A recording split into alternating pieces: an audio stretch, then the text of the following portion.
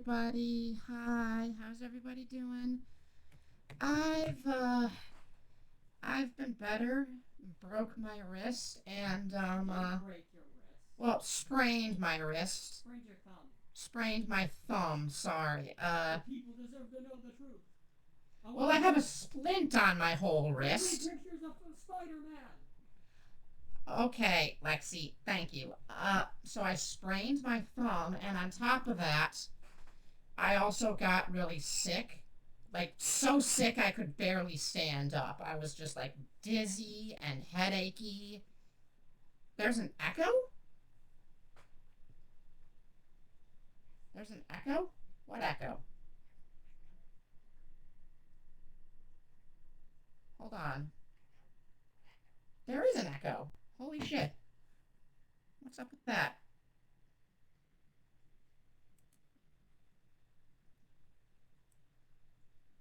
There is an echo. I can hear it. Uh, hold on. Oh, I see the problem. How's it sound now, Varn Varn? Is it better? It sounds better to me. Great. But yeah, I also got, in addition to spraining my thumb, needing to put my entire wrist in a splint, I also woke up and I was really, really, really sick this morning. I was so dizzy I could barely stand up, headache, sore throat, chills. I got to talk about how fucking amazing Lexi is, by the way, because she was just taking care of me, like insisting that I stay in bed while she like brings me water and meds and shit. Lexi is best girlfriend. Like, I just love her so much. The echo is back? What? Why is the echo back?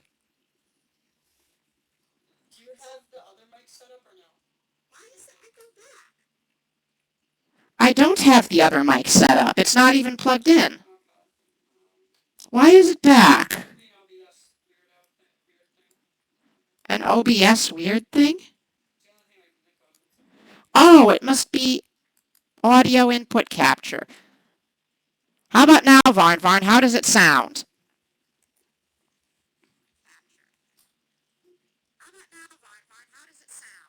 Better?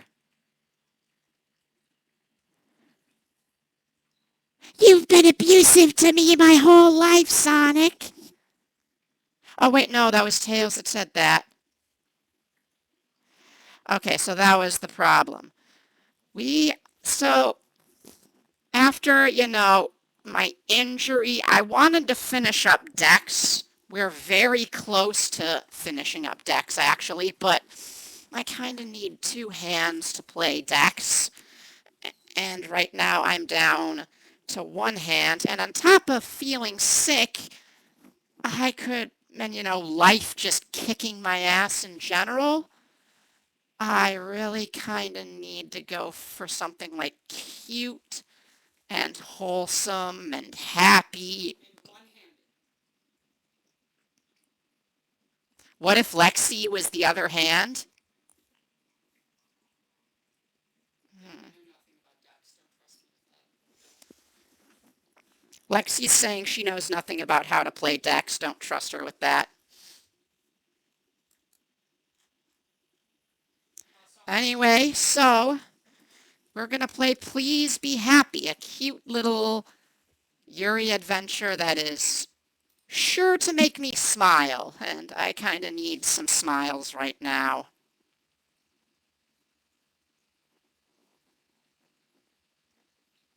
Like, y'all share a controller and see how scuffed it gets. We could just play It Takes Two for them. I think they force you to. Yeah, fuck that. This girl here has nary ears. Look at her, and she's even got the little thing. Like, just give her white hair and that's me, okay? The little fang, the fuzzy side ears, that is me. She's even like sort of half wearing her jacket. All right, let's New beginnings are exciting, aren't they? Fog settled over the forest, far from the villages and towns, and with it came silence.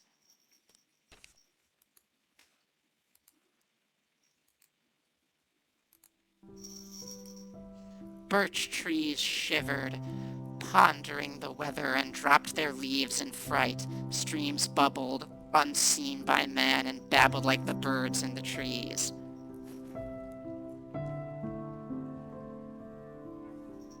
In the middle of the forest was a grove, and in the middle of that grove was a log.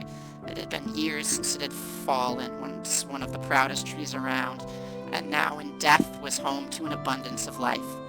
A line of frantic ants ran to and fro. Mushrooms, cloud-like and pillowy, sprouted across one side like a footpath for fairies.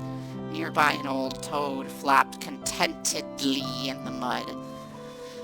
And inside the deep, damp hollow of that tree, something slept. A traveler strolled into the grove. Their steps were slow and tired, and they spotted the log with relief, like greeting an old friend. Weary from the day's journey, the traveler sat to take a rest. I'm gonna take some water. Hey, Lapis. Yep.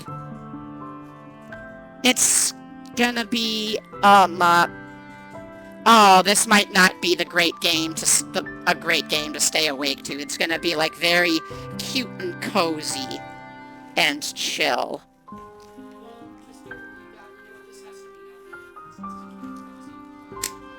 What? Yes. I guess now we need to do an ASMR stream. Whoosh. With a scrabbling of nails on rock. Lexi! With a scrabbling of nails on rotten wood.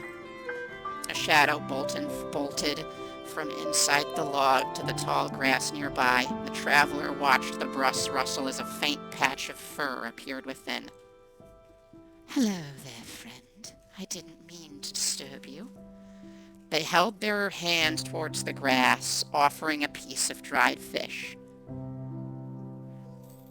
I hope I can help you fall asleep, Lapis. At first, there was no reaction, and then, first a snout appeared, quivering as it tested the air. Then followed by the rest of the fox, sleek and tawny, as she took several slow steps forward. Her amber eyes were alight with mistrust, but also wild, wild curiosity.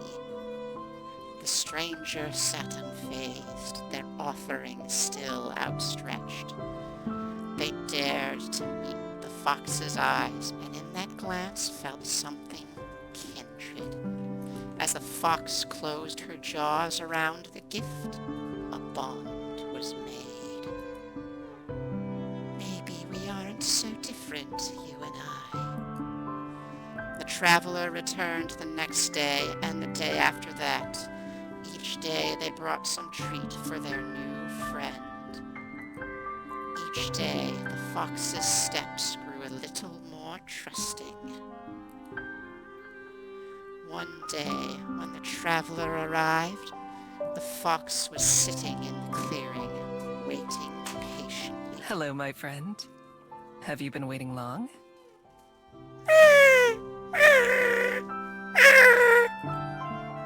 The fox peered up at the traveler. Her amber eyes were warm and trusting. She accepted her gift of the meat, gnawing it at the traveler's feet then and there.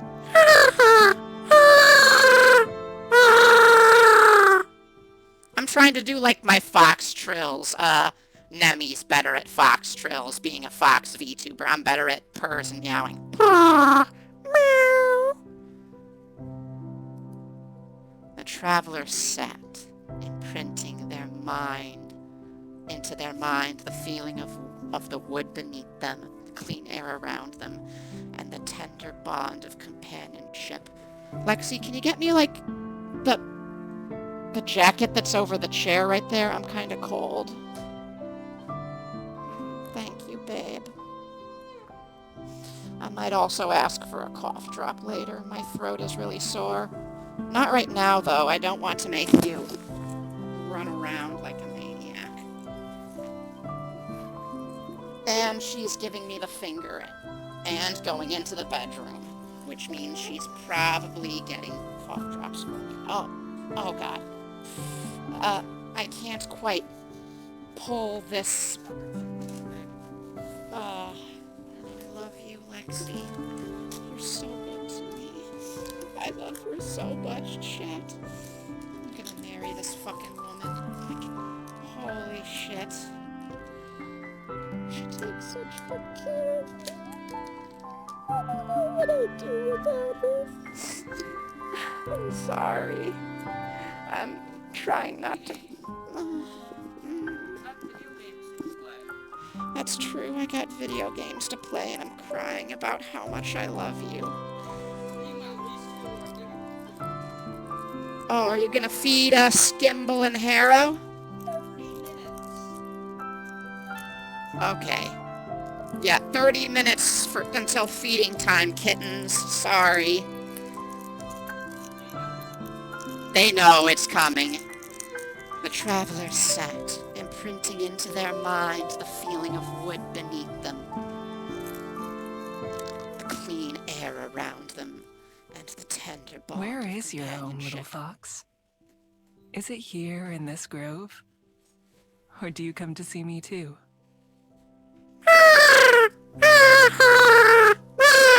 I'm speaking This will be fox. the last time, I'm afraid.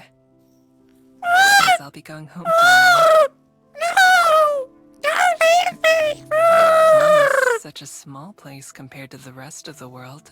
Yet, it's some place I can't wait to return to. I'm gonna be alone again. I wish I could bring you with me, little friend. I wish that you could see the world too. Your home is all around me though, isn't it? It's wherever the trees are, wherever the leaves fall. What noise is that, Lexi?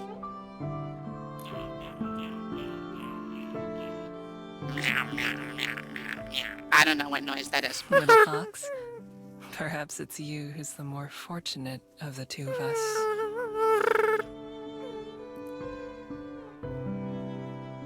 All too soon, it was time for the traveler to go. As they bade goodbye to the forest, the fox knew they would not return, but that they would... Are they fighting over there? Oh my God! Why did you do that? No! No! Guys! Break it up! Break it up!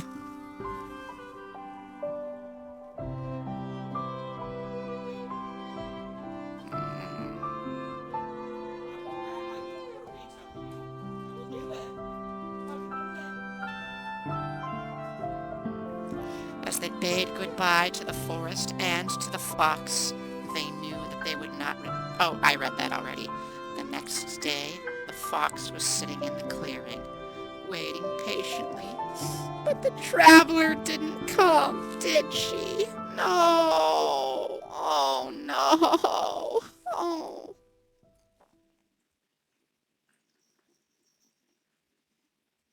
Oh, hey. Kumiho. I'm assuming it's a kumiho because the traveler was wearing like very Korean style outfit. We've now docked at Wellington Skyport. Wellington Thank you for Skyport. flying with Kiwi Airlines, and we hope to see you again. Oh, we're in New Zealand.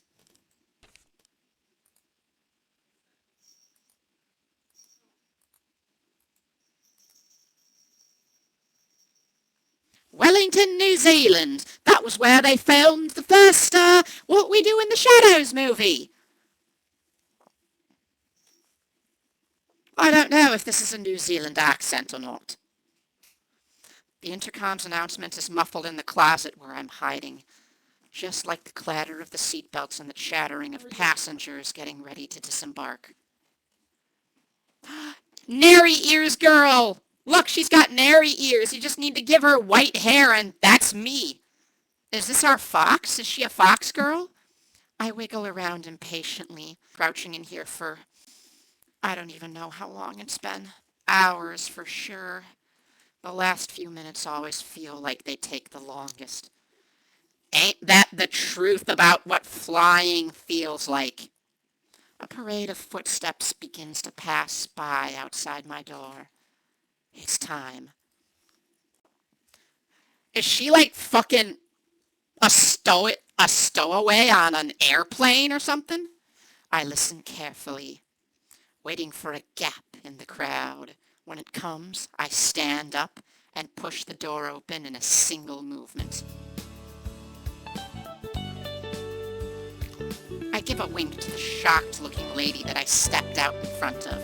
She doesn't even have time to gasp before I'm out of her sight. Humans. They're always kind of slow.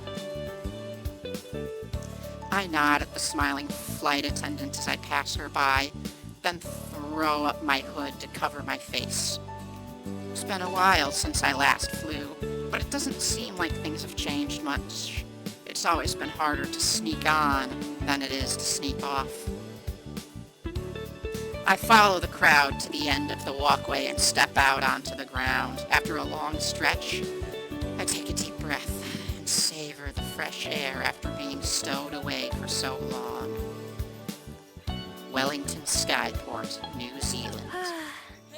I made it! My breathless voice joins the pleasant hum of the skyport. A few clouds drift lazily overhead. Oh, Sephiroth! Sephiroth! Sephiroth! Aerith!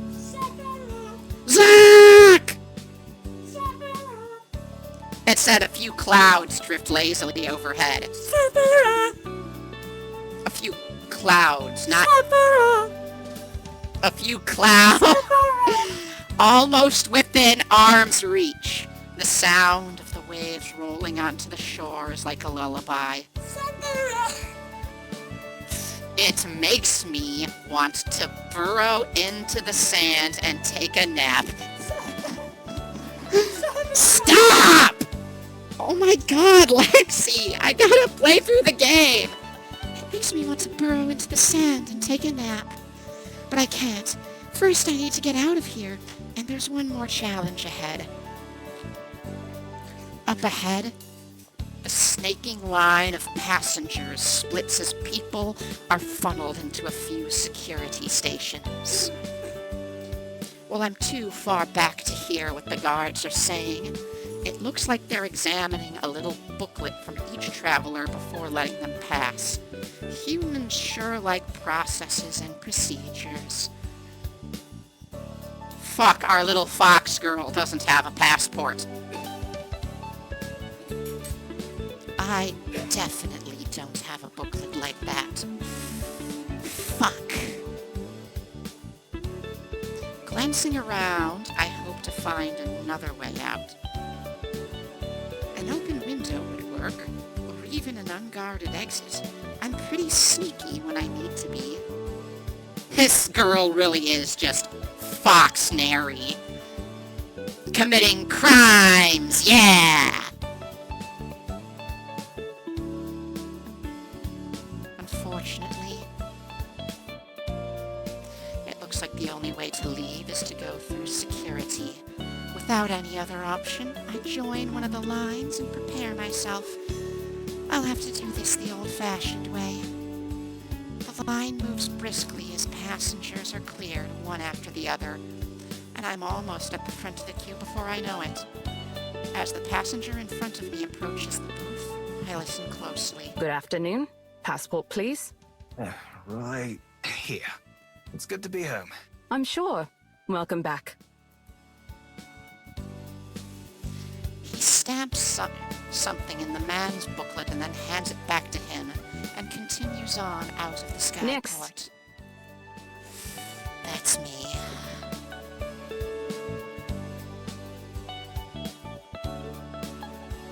I don't know what they do to people without any papers, but I don't want to find out.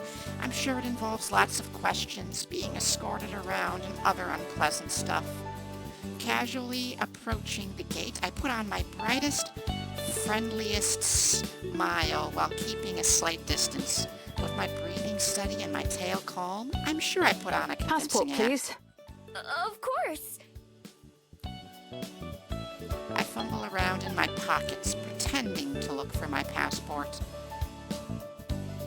Instead, I grab the useless, clunky phone that I've been carrying around and let it clatter to the ground at the guard's feet. As expected, he bends down to retrieve it Oh, for let me get that for you. And I make a run for it. What?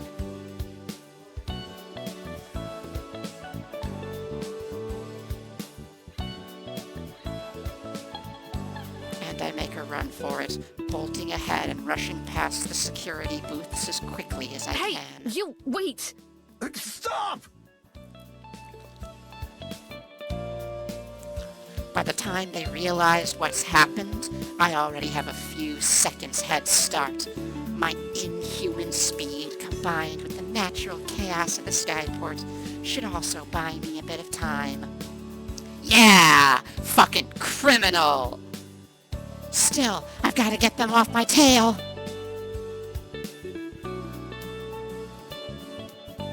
I guess I'd click on the map.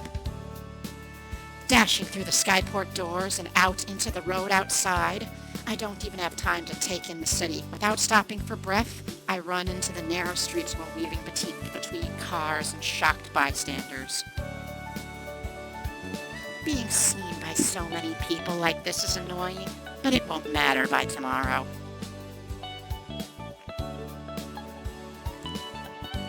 Putting the thought out of my mind, I vault over a low wall into a nearby alley and land in a crouch. Out of sight, but only for a moment. I close my eyes and relax my muscles. All feeling disappears except for a slight warmth against my neck. My secret weapon. The unremarkable-looking necklace is one of my only possessions, and by far the most important. A certain one of the beads strung around my neck begins to heat up in response to my will, a soothing warmth flowing through my body. Hey, Tessa!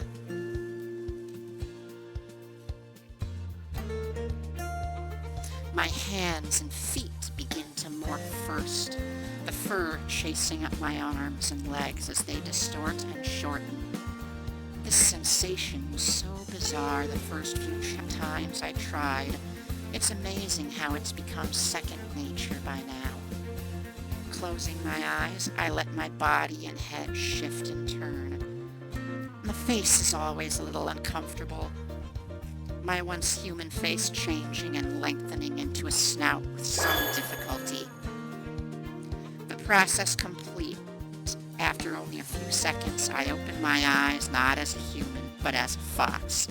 Nope, no one sneaking through customs here, just a little fox. I dart away without waiting, far quicker on 4 legs than I could ever be on 2. Obstacles like the stack of garbage cans ahead would be a pain to get past as a human, but instead I'm able to flit between the gaps without slowing down. I know it! Sounds like the security guard hasn't given up on me yet.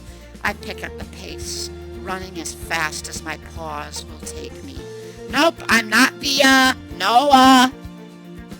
no illegal, entries into the country, sneaking through customs without a passport here. Just an innocent little fox. His heavy breathing gets farther and farther away, and in just a minute or two, I know I'm safe. I don't know where I am, but it's not like I knew where I was when I started running.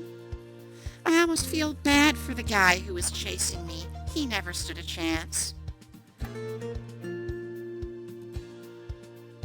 Even in the crowded city streets, there's no way anyone or anything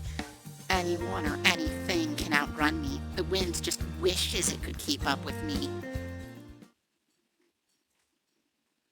Comfortable that the danger's past, I slip into another alley.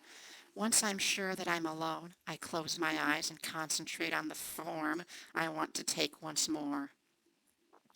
That familiar flowing warmth runs through me again, my body stretching and forming at my command. A few seconds later, and I open my eyes to glance at my hands. Better luck next time.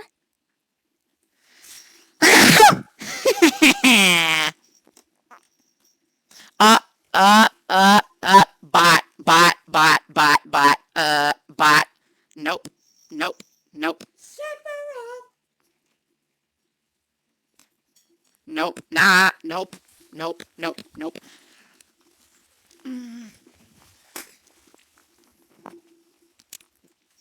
Brushing the dust off myself, I nonchalantly stroll out of the alleyway and back into the street. The odd person walks by on this errand or another, not paying any attention to me. Just the way I like it.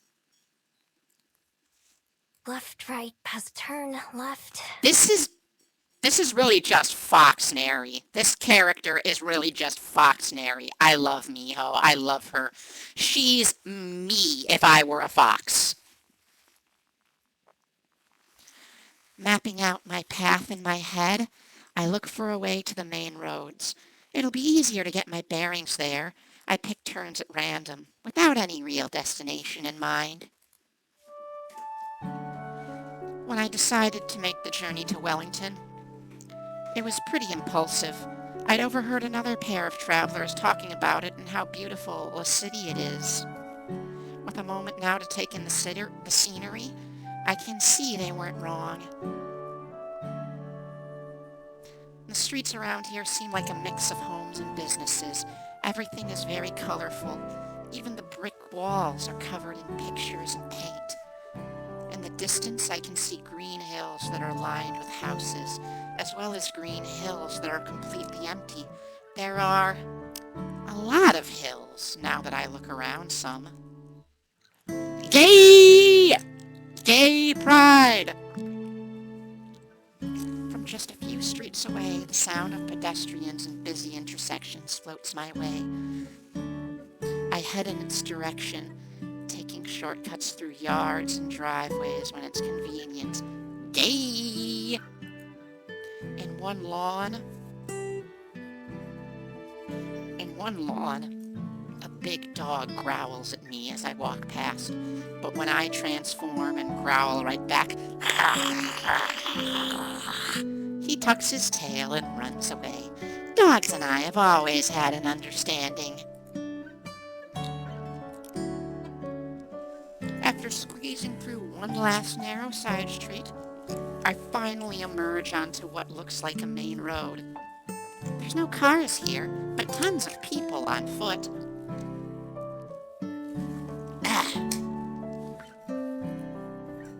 There are brightly colored signs and decorations on most of the buildings. In the middle of the street, there are fountains and benches and trees and all kinds of stuff. The best part is the variety of stores. When I stroll past a few of the windows and peek in, I can already tell that I'll be able to do most of my shopping around here. And by shopping, I mean shoplifting. This is really just me as a fox, like holy shit. There are stores with food, with clothes, and with just about everything else. I don't have any money on me, but that isn't exactly a problem.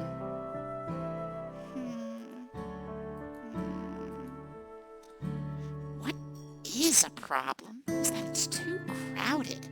dodging a couple of security guards is one thing. But trying to escape down a busy street with lots of people could be too much even for me.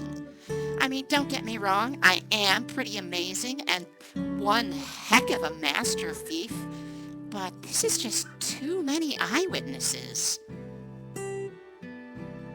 I'll just have to remember where this place is and make another visit later, after all the shops are closed. Then, a man in a bright coat hurries past me, talking loudly on his phone in a language I don't recognize. He's so distracted that he doesn't even notice when his wallet falls out of his pocket and onto the sidewalk. Hell yeah, nary energy, nary energy. I notice, of course. Seeing an opportunity, I zip over and snatch it up. Prying open the black leather pockets, I find... Score. Yeah, a couple of bills and what I figure is the local currency. I slide the money out and into a pocket of my jacket. By now, the man is so far ahead that he's almost out of sight. I have to hurry to catch up to him to give him back his wallet, and he barely I even should says have just thank you. kept the whole thing. It's only fair that I get a little something for myself, since it's not like he would have ever gotten it back without me. I head back to my bench and inspect my prize. A blue bill and a brown one. These feel sturdy. Nothing like the paper I expected. 1, 0, 10, and 5. So 15. I can count! 15 isn't much. I definitely should have kept the whole wallet. Oh well. At least this should be enough to buy myself something to drink. My thirst is starting to get the better of me, as I haven't had anything since I snuck onto the airship. Following my nose, I walk down the busy street until I find one of the many cafes lining the path. The sign hanging above its front door has a picture of a bell on it. A charming bell rings out from above the door as I enter. I can't help but savor the wave of refreshing, cool air washing over me, which feels even better after so much Hiya! running. Welcome to the Bell House. Hi! The barista behind the counter is the only other person in the store right now. As I nod in greeting, she leans forward with a cup in one hand and a pen in her What can I other. get you? We're having a special on affogatos if you want to try one. Are you a bird? You smell like a bird. I like the taste of bird. Bird meat is yummy. Usually, they're like $7, but today, they're only 5. Oh, hey, I have a 5. I'd like a...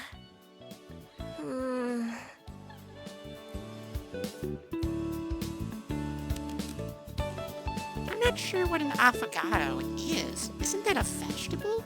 Not wanting to commit to the strange-sounding drink, I look at the menu instead. Unfortunately, it's full of handwritten, spindly letters. I can't read a single word, and there are no helpful pictures. Safe option it I'll is. just have a vanilla latte. Ugh, boring. But okay. Name? Well, hey, fuck you, calling me boring. Mio.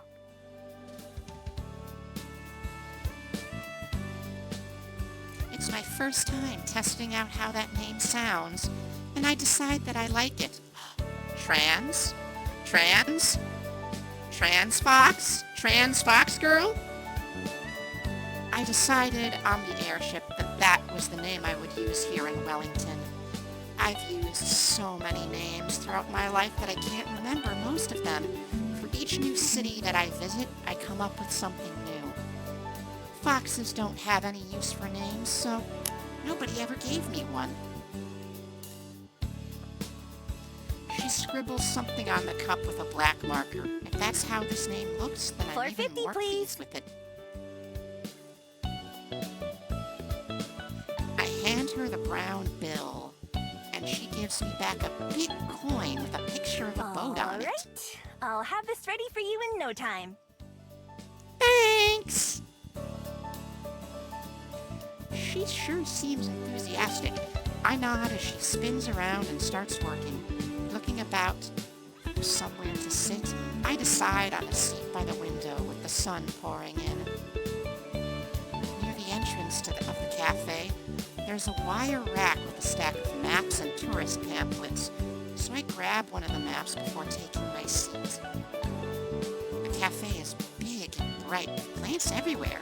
They're on the walls, on the floor, and on the ceiling. Most of them are real and vibrant, obviously being well cared for. Even the lights that hang down from the ceiling have glass ornaments with little shrubs in them.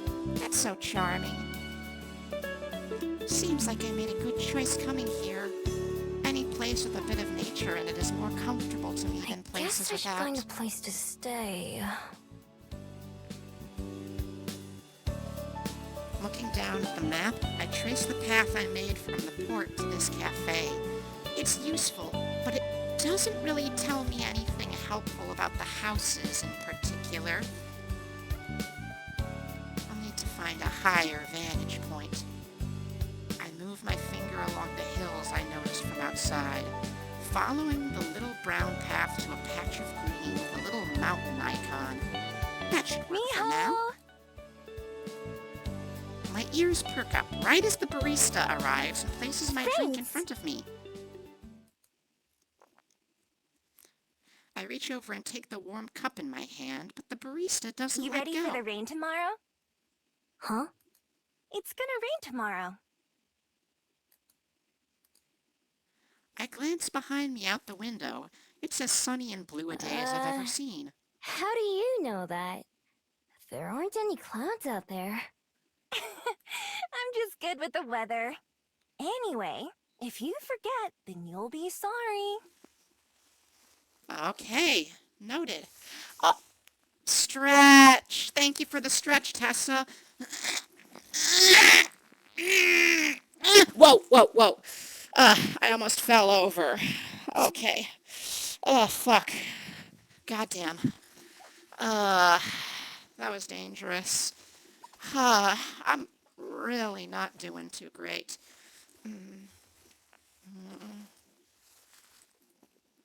She finally lets go of my drink and heads back behind the counter.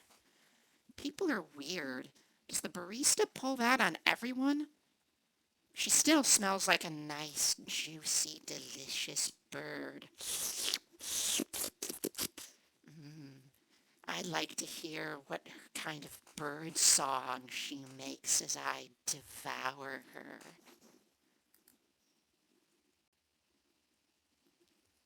At least I don't have a busted toe. That's true, but I have been getting hit with dizzy spells. Standing on the doorstep, I have my first this sip. is really good. It's pretty plain, but well made. The coffee isn't too bitter, which is perfect for me. With a moment to myself, my thoughts turn inwards as I sip the warm drink.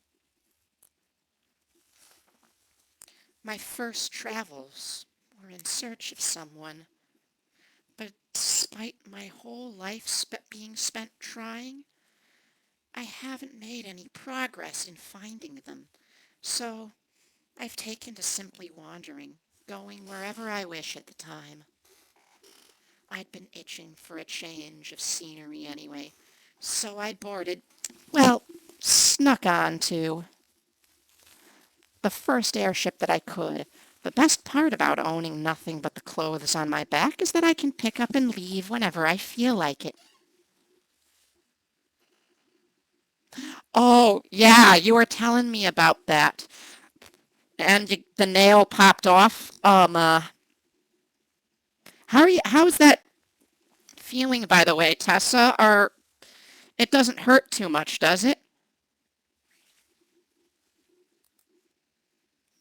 I take a moment to get my bearings and look around.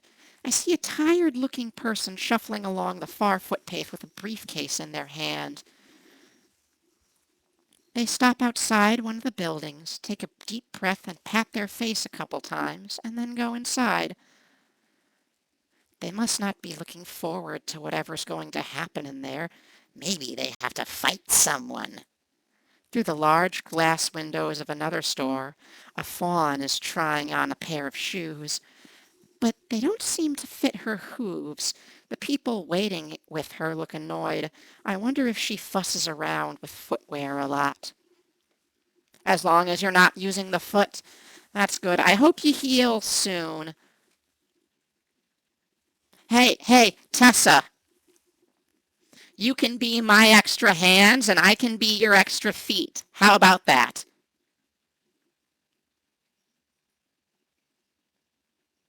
Around on my shoulders and walk around and you can do everything reach down that requires the use of two or more hands.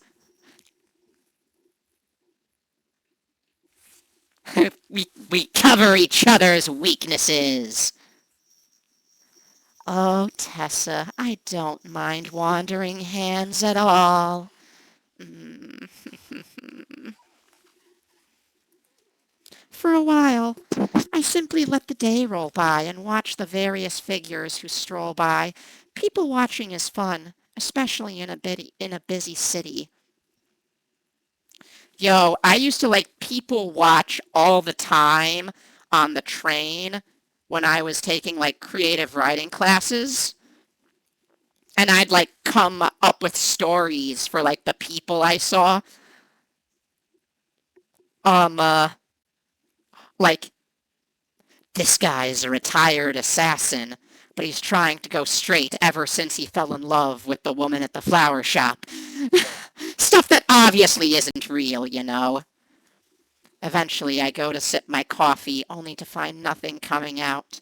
With no more reason to stick around, it's time to go. On the sunlit street, I look about to match what I can see with the map's directions. There's a tall, green mountain in the distance ahead of me, which must be the one on the map. It'll be the perfect vantage point for the city.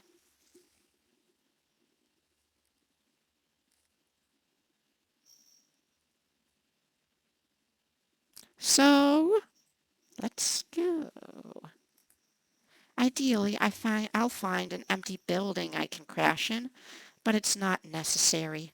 A roof over my head would be nice, but I'm plenty used to sleeping outside under the stars. Sometimes it's better than sleeping in a bed. Encouraged by the plan forming in my head, I set off on the long walk to the summit. Guess I'm going here next.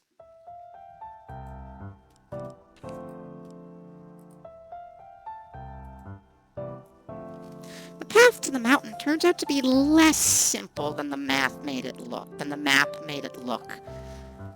First, a trail takes me along the waterfront, and then it turns upwards through a small forested area. Being among the trees and their tall shadows always makes me feel at home. When the path leaves the woods again, I'm a little disappointed. It leaves up a paved road, so I stick to the edge to avoid passing cars. Sometimes I take shortcuts through yards or up unmarked paths. There are quite a few nice-looking homes right along the roadside. I make a mental note to go check them out when I'm low on money or food. Not much further along, a concrete lookout offers another glimpse of the city below. A couple airships are coming to dock at the skyport, probably from one of the other floating islands. There's still a ways to go to the top of the mountain, but luckily the walk has been easy so far. I wouldn't even consider it a hike. Eventually, I reach the final stretch of the road. I can see where it curves ahead to the summit, and I hurry to the end. A metal railing spreads out like a crown on top of the mountain. As I go to toss my empty cup away, a pair of chatting tourists pass me How far by. is it from here? Oh, about an hour from the base of Mount Victoria. So, a bit further from here. Mount Victoria. I'm glad to know what this place is called. I say the name out loud to help commit it to memory. Standing at the edge, I'm treated to a wonderful view of Wellington. The city forms a crescent moon shape around the bay, which glitters like a sapphire from up here. The sun is starting to set, and that makes the water even more shimmery. Even more airships can be seen coming and going. I think that I can see the edge of the floating island we're on, miles out in the open sky. I survey the city, using the skyport as a reference point. From up here, what felt like such a long chase really doesn't look far at all. If I strain my eyes, I think I can even see the coffee shop from earlier. What was it the barista said it was called? The Bell House? It's kind of tough to make out details. My hearing and sense of smell may be great, but my eyes aren't much better than a human's. Then I notice something useful. Look! Is that our house? Probably. What can you see from here? I see Dad's car! Not too far away, there's a little kid who's using a pair of metal tubes attached to a post. His mom is helping him aim it at the city. It must be something that improves your vision. The moment the kid and his mom leave, I hurry over before someone else can get to them first. When I press my eyes to the same spot that the child did, though, all I can see is black. I try moving it around, but it doesn't change. Is this thing busted? I have no idea what there's some text is printed on the side. I can't read. I have no idea what it says. There's a small slot, though, with a picture of a coin next to it. Thank you, bird barista. Lucky for me, it's the coin that has a 50 on it. I put the coin that I received from the barista into the slot and spin a lever. The machine eats my coin, and then when I put my eyes to it again, Yes! I can see! Everything looks much closer now. Even the trees on the other side of the hill appear in crystal clear detail, like I'm standing right next to them. I aim the viewing glasses at the city and look around, trying to find a good place to rest for the night. Houses are a no-go, even if they look empty or abandoned. You can never let your guard down for a minute. Same with most shops. I don't have enough money for a hotel, and I won't risk sneaking into one of those either. As I'm studying the sights, trying to memorize as much as I can, there's a clicking sound, and once again, the view goes black. Fuck! Stupid machine. I smack it a couple times and check again, but I still can't see anything. Well, whatever. Looks like I'm sleeping outside tonight. Guess this place is as good as any. I head back down the trail a little bit and veer off of it into the underbrush. Not perfect, but it'll do.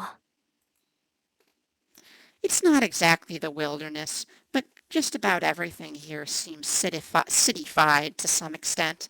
Usually when I make a den, I prefer to find a place far from other people, a place where nobody will find me. I doubt I'll find anything perfect, but this is good enough. It's fine. Can't afford to be picky. Once the trail I was on is out of sight, I transform again. My neck gets warm as my bead activates, and a few seconds later, I'm on all fours. As a fox, the sensations of nature are much stronger. The earth beneath my paws is cool and refreshing, and the breeze whips through my tails like a massage. I hurry down a hill covered in grass so tall that it reaches way over my head. I can smell fresh water and follow the scent to a small stream where I'm able to quench my thirst. It's just as satisfying as the drink I got in the cafe, but in a different way. And being able to slurp up water is way more enjoyable than having to use a straw, or worse, one of those lids with the tiny holes. For a little while, I follow my nose to some berries and some edible plants that'll do for a snack. Unfortunately, unlike the water, foraging is never as satisfying as eating human food. If I want a real meal tonight, then I should pick up the pace before it gets too late. Still, I want to get this done now, while there's still daylight. I keep close to the stream and search for a place where the ground is soft. Before too long, I find a promising area, a small valley with hills on most sides and thick foliage on the others. I'm still close enough to civilization to hear cars and other city noise, but the area I'm in doesn't seem like it gets visited very often. At the very least, it doesn't really smell like people. The spot that I settle on is a nice mound of earth near the edge of the woods, partially hidden by a tall tree with low-hanging leaves. Even if no one comes by, it'll make me feel better knowing that I'll be out of sight. And so, I start to dig.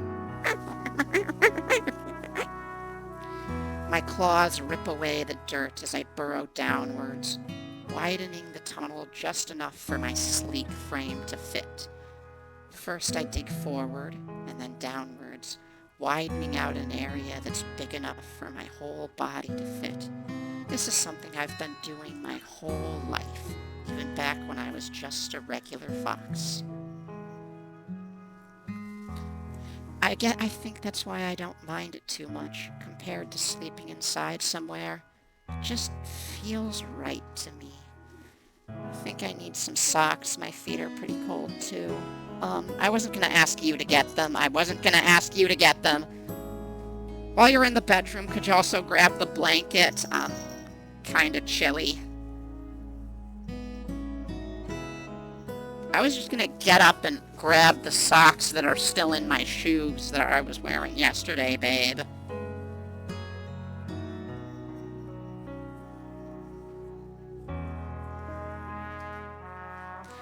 I was just gonna grab the socks that I was wearing in my shoes yesterday. I mean, they're right over there. You really didn't have to. Thank you for the blanket, though, babe.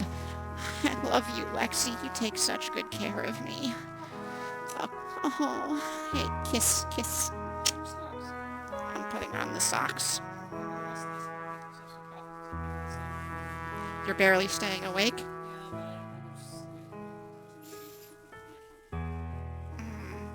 I might also have some coffee. I'm kinda feeling tired, and I'm getting my ass kicked by, this. Shut the fuck up, you adorable little cute. Oh. Oh, hi, little shark friend. Okay.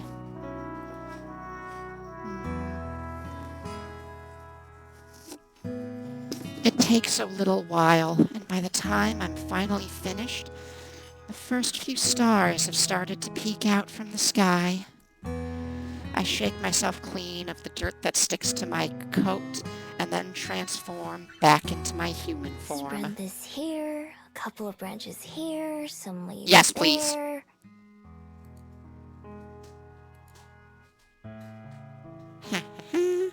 I walk around the valley a bit, checking from different angles. Not bad for just an afternoon's work. Yeah. If you weren't looking for it, I don't think you'd ever notice anything out of place. All that digging has made me work up an appetite, and not the kind that will be satisfied with just a few berries. I'm so hungry. I haven't had a real meal since yesterday. My stomach rumbles painfully. I've been so busy since arriving here in Wellington that I kind of forgot just how hungry I was. I'll grab some human food back in town. Casting one last glance at my afternoon's work, I set off towards the city. Let me guess, someone else is gonna find her den. Yeah, it's a VN. It's a Yuri VN, safe for work, made by Studio Elan, one of my favorite visual novel studios. This one is supposedly safe for work. On your video that you're formatting. Work never ends. Time to get some food! Miho is really just Neri, but as a fox. She does crime, she sneaks through customs without a passport. Hey, no. I have white hair, and Miho has black hair. We're different enough. Holy shit, also, she's a fox, and I'm a snow leopard.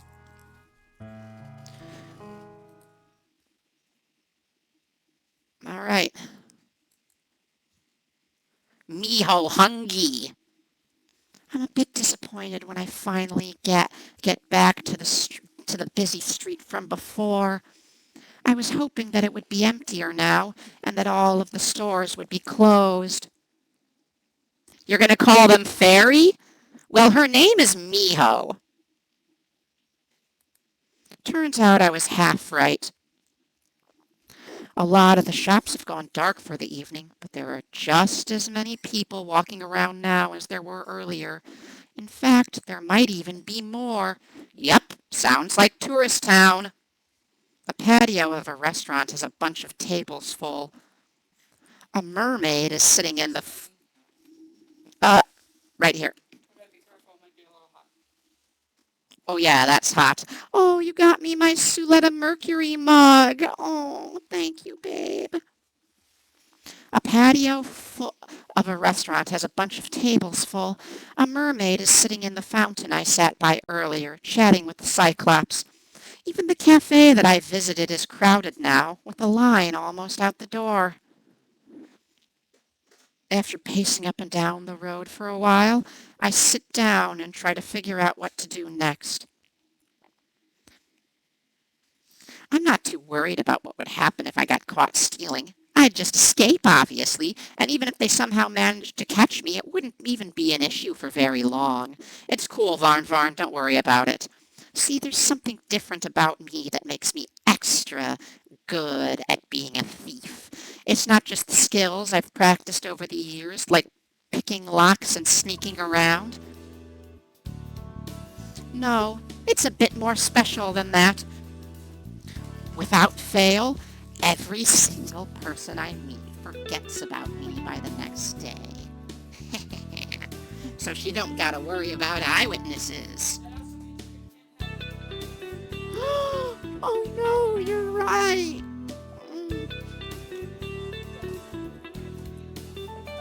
I don't know why, but I don't really care either. It's magic. That's all I know about it. Really useful magic. Everywhere I go, no matter how careless I am, all of my problems are solved by the next day. That doesn't mean there's no danger. I've been caught in the act before, and beaten or harassed before I can manage to get away. I've even lost a few prizes that I stole fair and square because I had to get going in a hurry. But if someone sees me but isn't able to stop me, I know that I'll be home free. Sure, they might remember having something stolen, but they'll never know who did it. It almost makes things too easy. Right now, it would be smarter to just come back later in the dead of night and hope there are no people around. I'd be able to take my time browsing without having to worry about making a quick escape. Where's the fun in that, though?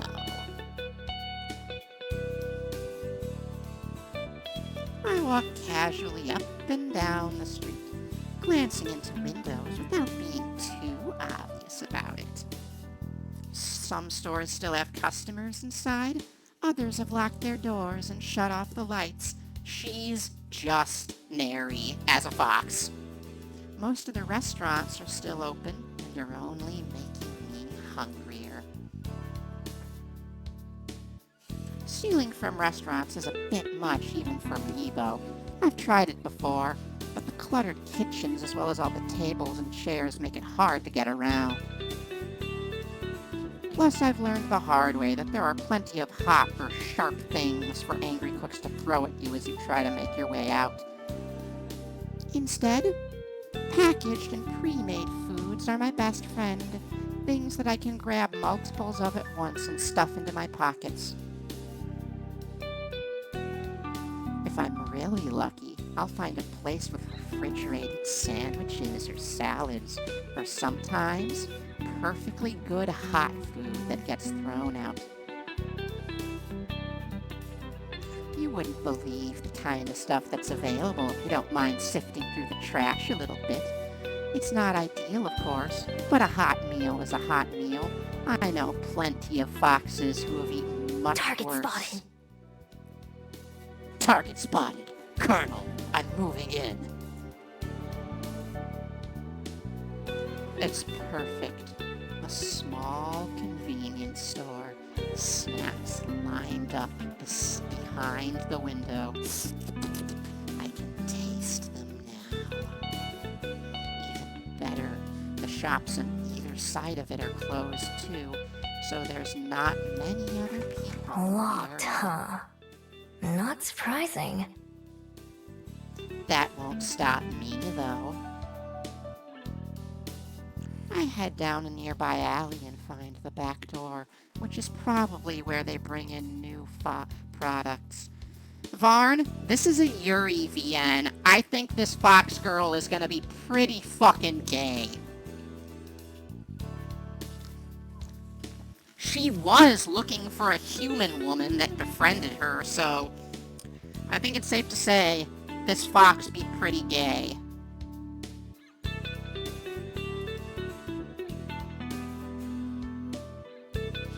The alleyway is dark to begin with, and my dark clothes help me hide even better. I glance around the alley, glad, like always, for my excellent night vision. Nobody's watching. Nobody's even around. I pull my hood up over my ears and tuck my tail between my legs, leaning against the sturdy door.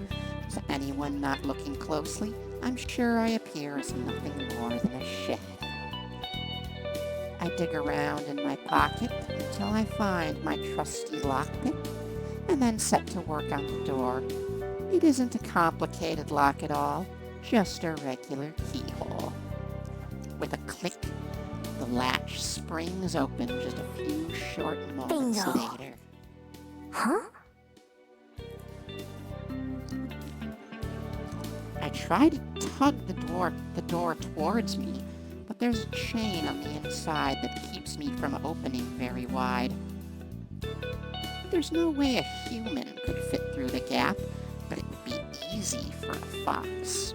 Oh, that was you, LRB. I'm sorry. I'm sick, okay?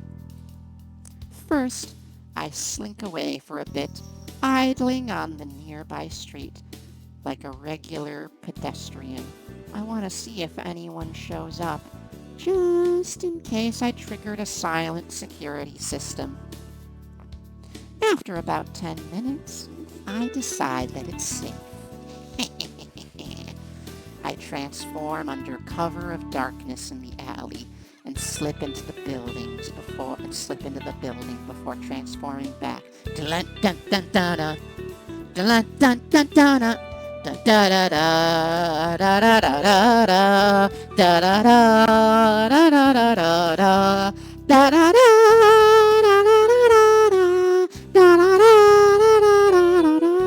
Hey, does this mean Miho is a Fox agent? The shop isn't very big, and the receiving area is just a small hallway with a few boxes of soda and candy bars on the floor. I grab a couple of my favorites and shove them into my pockets. When I creep into the main area, I make sure to stay low to the ground, trying to avoid being seen from outside. I'm not exactly hidden, but as long as I don't stand up, I shouldn't attract anyone's attention.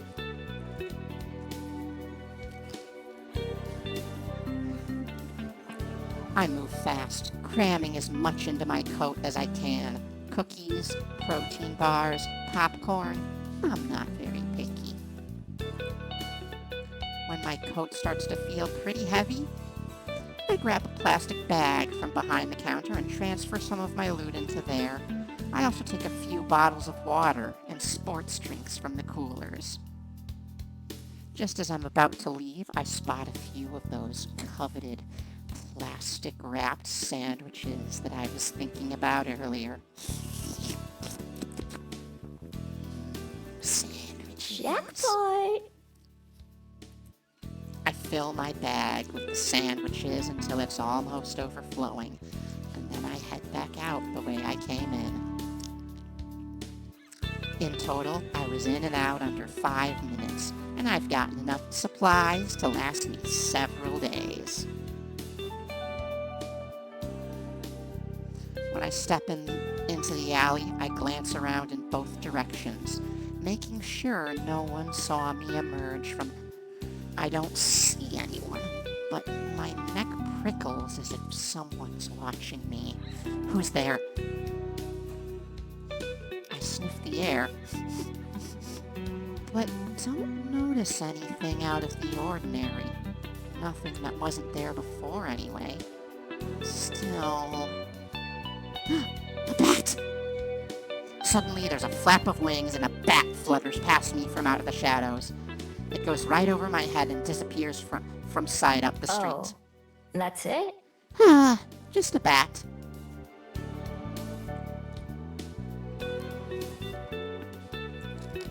The bat's another shape changer, isn't it? I let out the breath I'd been holding and start making my way back towards the mountain where I made my den. I let the bag swing from my arm as I walk, whistling a song I heard earlier. I'm not able to keep a smile off my face. All in all, not a bad first date. I've got a nice nest, food to spare, and plenty of places to explore tomorrow. Yeah. There have been plenty of days in my life where I had none of those things. I unwrap one of the sandwiches that I grabbed and take a big bite. Nothing beats the taste of hard work. I hope Wellington continues to treat me well while I'm here.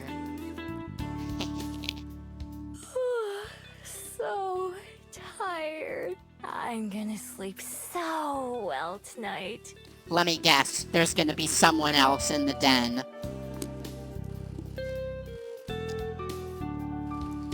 I unpack everything that I got from the store, as well as the treasures that I always carry with me. My lockpick, my wallet, a few pretty stones. The only thing that I leave in my jacket is a small Can't scroll. get that damaged or dirty. I change back into a fox and then dig another hole near the entrance to my den. This one is much simpler and shallower, and I bury some of the snacks that I stole before covering them back up with dirt. Not like anyone's gonna come by and swipe my things, but better safe than sorry. I stole this myself after all. Yeah, Don't want it being stolen from me. hell yeah.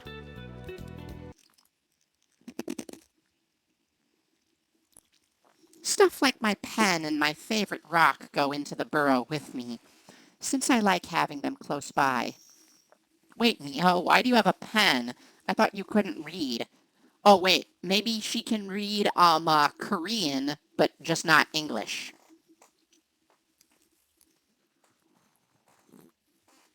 Oh, wow, that's hot. Hot coffee. Once I've got everything where it belongs, I climb into the hole myself, turning a few circles before settling down with my tail wrapped around me. From here, I have a perfect view of the stars. I look up at the clear night sky through the mouth of the tunnel. I feel bad for all the people way down in the underworld. Can they even see the stars from there?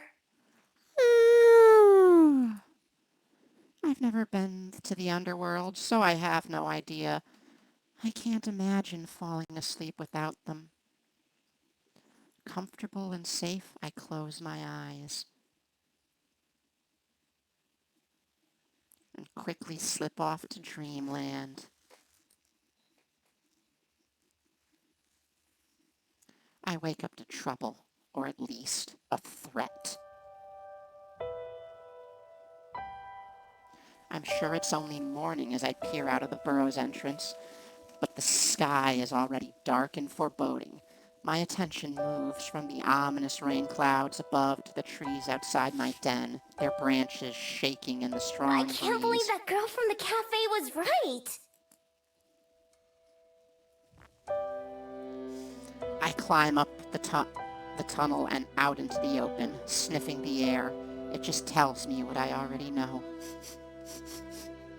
A storm is coming, and fast. But also, another scent plays on my nose. One so faint that I almost brush it off before taking another smell. Surely I'm wrong. There's no way that... Lowering my snout to the ground, I investigate the area and then decide that I'm right. I change into my human form and look around. Someone's been here. Yes, someone's definitely been here. But the scent isn't a human's. It's vaguely familiar, but at the same time, not like anything I recognize.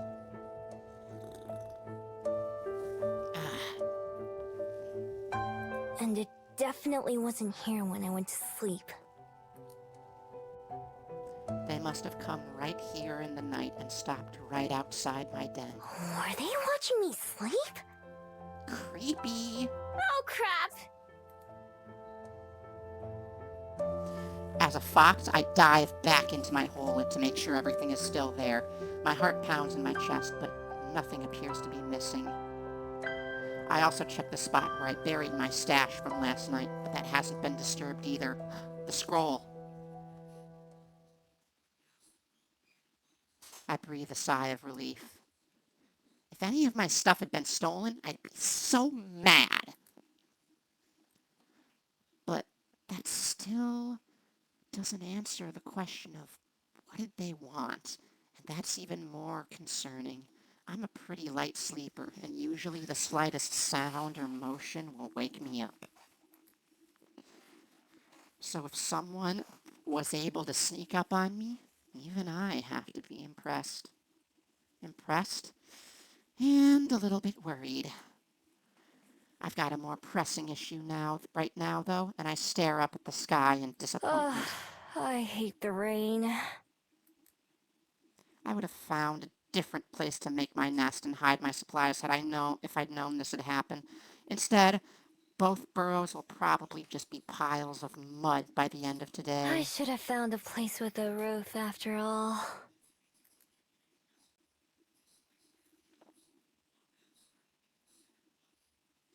I fill my pockets with my most important possessions and some of the food I grabbed last night. Everything else I wrap as tightly in the plastic bags as I can and bury them in my den.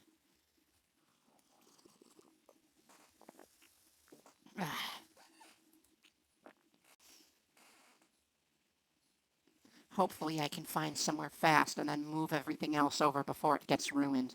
An abandoned house would be perfect, or some other place where I'd be able to hide. I'm just about to get going when a loud flapping sound overhead catches my attention. I expect it to be a bird, but instead it's yet another bat. It's the same bat from last night. It is. It's a shape changer like you, mijo. It's the same bat.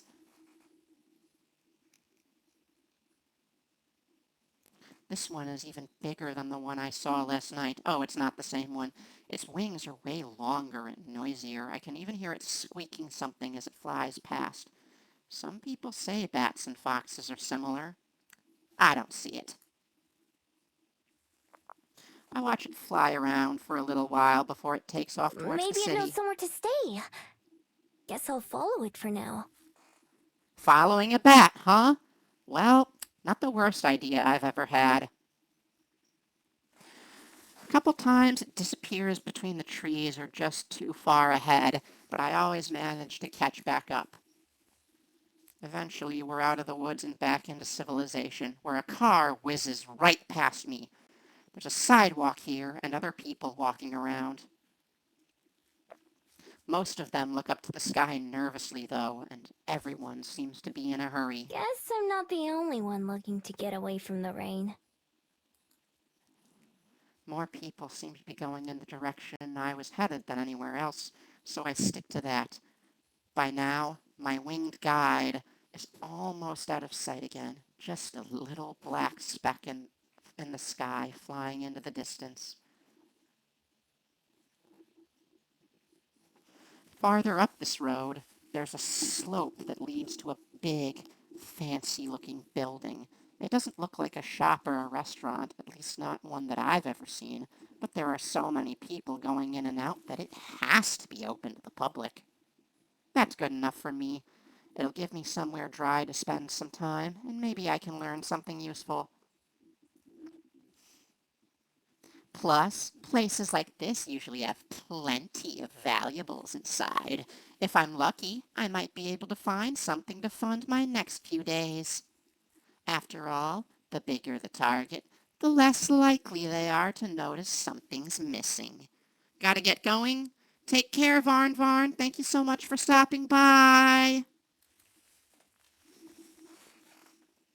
The sturdy oak door isn't as heavy as it looks. A firm push being enough to heave it open. Gingerly stepping inside and out of the rain, I'm greeted by books. Lots of books.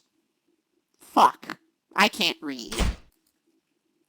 Books on shelves, books on tables, books on the floor, books everywhere. The place even smells of musty old paper.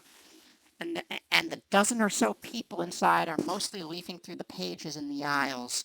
The odd silence about the building is striking, given how many are around. It doesn't look like a shop, so I assume this must be a library. I've heard of them, but I've never been in one. No point, since I can't read and all. But it's warm and cozy and very dry, so it'll do just fine. There's a desk near the entrance with a computer on it that I assume would be where to check in. It's unattended, which is good for me. I take a seat in an empty chair nearby and sit back just to observe for a bit. There are plenty of people, but it's not too busy. Lots of empty, unwatched spaces. Most folks seem to be here alone or in small groups that keep to themselves. There's not much conversation going on, and what there is all whispered. Nobody gives me a second glance, which is a good sign. It means I'm probably not breaking any rules just by being here.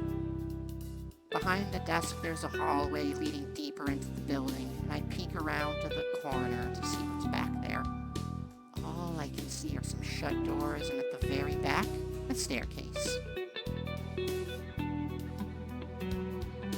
After glancing around to make sure no one's watching, I sneak down the hall and try a couple doors. All of them are locked. I could probably pick them if if I wanted to. No sense in trying to do that now, though. Is there anything more valuable around? An antique clock or vase would be perfect. Sadly, it's almost all books. Books and small trinkets that look pretty worthless. Not even worth the trouble of stealing. At least it's got a roof.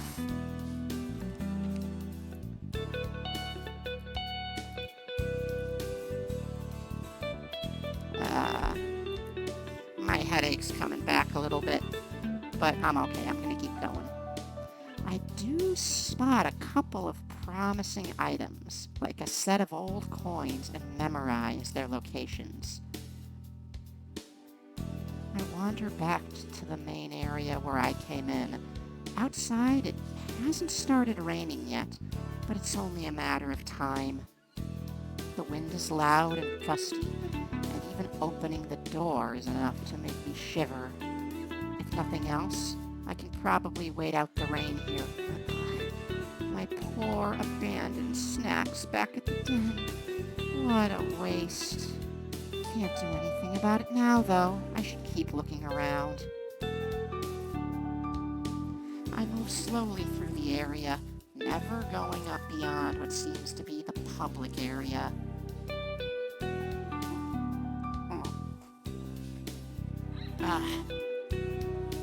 The coffee's helping me perk up a bit, but also that's...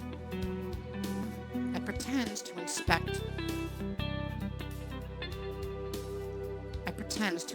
a few books, taking them off the shelves and flipping through the pages, but I'm actually mapping out the place in my head. Doors, windows, and potential places to hide, things like that. Besides, I can't read. Most of the time, this kind of info is unnecessary. It's been at least a few decades since I've had to make a dramatic escape from anywhere. At this point, plotting an escape route is just a habit, one all good thieves should practice. Overall, I like what I'm seeing, even with the hallways, even with the locked doors and off-limits hallways. There are a lot of nooks and crannies that would make good hiding spots, especially as a fox. From the thick dust that coats a lot of these areas, I can tell they don't get a whole lot of visitors. If I'm careful, I might be able to go a whole week or more without being noticed. As long as I can get in and out of the building easily, that is. And with the huge windows that line the back wall, that seems easy enough too. I weave around a couple shelves that are taller than I am, heading for the far corner. I peer around the corner of the last aisle just to make sure I'm alone. I'm not. But I'm not. Called it! Oh, she's got her own CG. Must be one of the potential romance partners. At a small table by the window sits a woman with a small book in her hand, resting against her fingers. She's perfectly still, but mouths the words on the page as she reads, like she's tasting the words instead of just seeing them. Her expression has the distant look of someone way off in their own world, far away from this one. She looks so at peace that I think she must belong in that other world. She's so beautiful and elegant in the same way as a painting, with the light from the window shining on her like a display. I told ya this fox was fucking gay as fuck. I told ya she was fucking gay. I'm gonna finish off this coffee.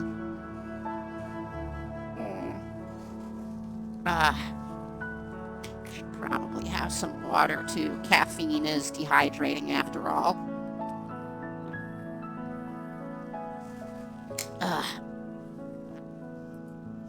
I duck back behind the bookshelf, pressing one hand to my racing heart.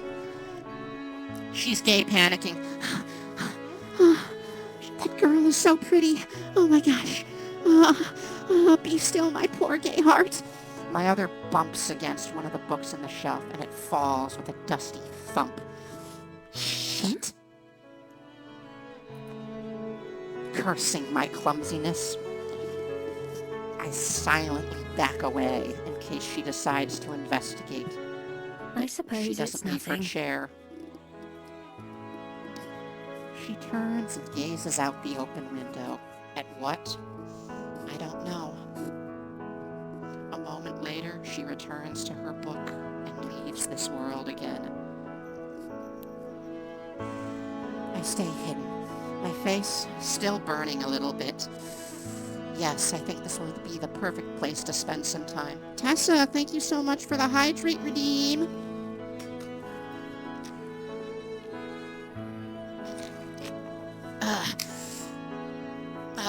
These designs give me cuteness aggression. They really do. They really, really do. Holy shit. Oh, God. Book Girl got my little fox butt acting most unwise. Oh, gosh.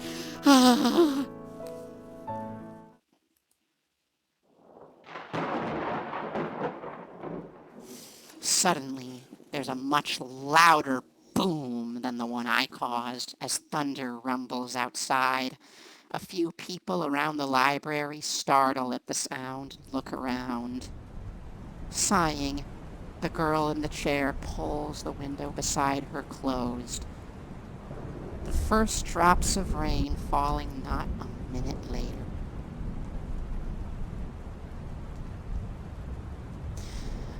I'll investigate the windows later. I'm so gay I can't even talk. I'll investigate the windows later. Right now, I don't want to bother her. Yeah, someone like her is like way, way, way too pretty to be bothered by someone like me. Yeah. So I head back to one of the plush chairs on the other side of the library and take a seat. I could be here a while. With Book Girl. Depending on how long the rain lasts. So, I may as well get comfy. Yeah. I find a few books that have more pictures than words and curl up in one of the soft chairs to flip through them. There aren't as many of those ones, and I go through the stack pretty fast. The sky is blue. The ocean is blue. Well, I'm bored with blue. Let's check out this book.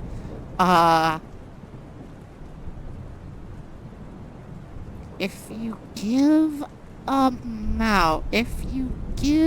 fox lesbian a cookie, you'll have to give her milk? What is this word? Milk?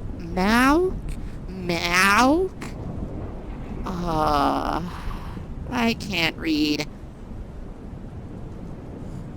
It takes long enough for the rain to start, though. The longer I read, the louder the howling of the rain and the howling of the wind become. If the fox lesbian has milk, she will want a blanket. Excuse me, miss. Book girl! That book is for children.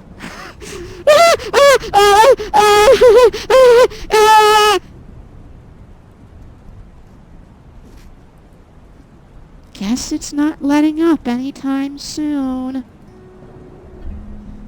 I can't complain, though. This library is pretty cozy by my usual standards. It's warm and safe, and nobody tells me to go away. I even have snacks.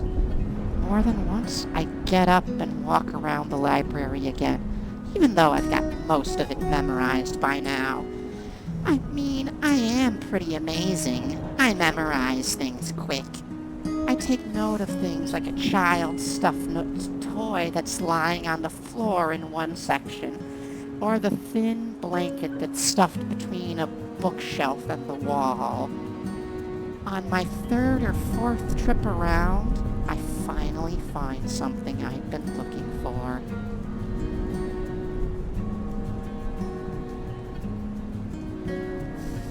In one of the far corners, totally opposite from where I saw the reading girl earlier, there's a single chair and a small table. On the wall nearby is a portrait. The painting itself is of a girl with light brown hair, but I barely pay any attention to that. What I'm interested in is the frame. The paintings might be more valuable than the frame, depending on who painted it. It's lovely. It looks like it might be made out of gold. It certainly shines like it. It's carved intricately into the shape of waves, flowing up and down. It's gotta be worth something. I pretend to not pay much attention to it as I make my way back to my table. There are too many other people around for me to be able to try to sneak it out. It's too big to fit under my jacket without being obvious. That just means I'll have to come back some other time, maybe once this place is closed. The hours pass by and the storm continues. I'm kind of disappointed after losing a whole day, especially so soon after arriving. But it's not like I'm in any sort of hurry. Oh no, I dropped Blue High. I dropped my Blahage, the Blue High. Blue High.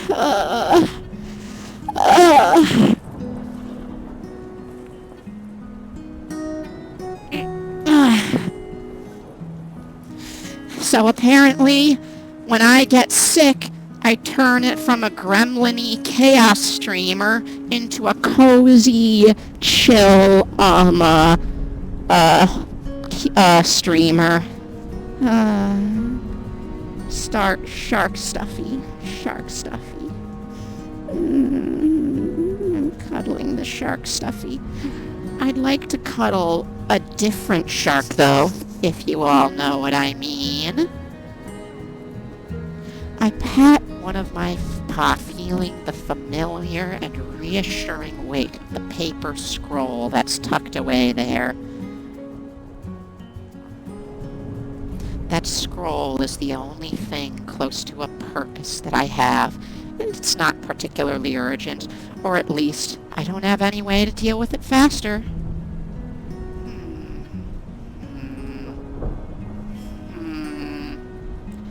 I spend a long time reading, by which I mean pretending to read, because I can't read. Good knit moon. Good knit moon. Good night, moon.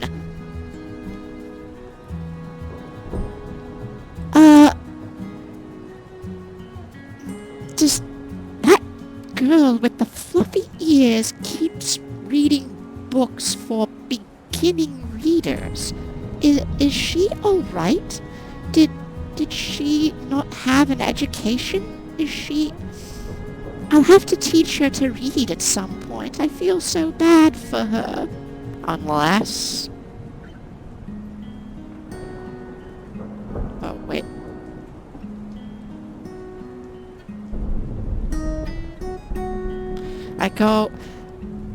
It's almost afternoon when I go and check the windows again, but the rough weather outside continues. At this rate, I'll be sleeping in a puddle of mud tonight. Unless... A quick check shows that a lot of other library patrons have left. It's not empty, but it's not nearly as full as earlier. Guess some of them decided it was worth braving the rain.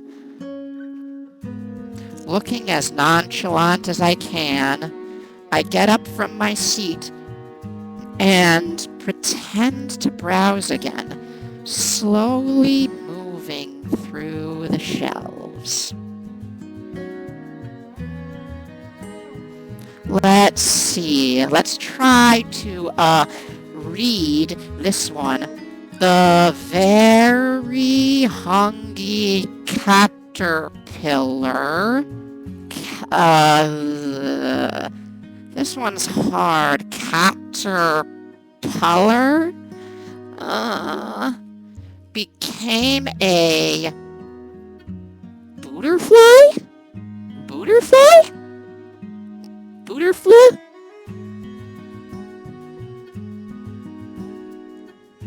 It says butterfly, dear. Ah! Bucko! Ah! Run away! What's wrong with her? The reading girl is gone now, although she's not what I was looking for. Yeah, not at all what I was looking for. Instead, I pick up the dropped toy and blankets that I spotted earlier, and then head to one of the out-of-the-way hiding spots that I picked out before. It's on the floor, between the shelf and the wall, but it has a bit of carpet to help make it softer. Even better, it's between two corner shelves, meaning that it's practically out of sight if you're not looking for it. I wriggle my way between the furniture and lie down, using the toy as a pillow and draping the blanket over me. I toss and turn a few times before finally settling down. Oh my god, she really is me. She tosses and turns in her sleep a lot. Yep, not bad at all. Cozy fox. Even though I haven't done much today, I'm always down to take a nap. I can pass a few hours by sleeping, wake up once it's dark, and then grab that picture frame and be on my way. I'll have to rebuild my den once I get back, but that's a problem for future me. I yawn, staring up at the ceiling until my eyes get heavy. Maybe today won't be a total waste after all.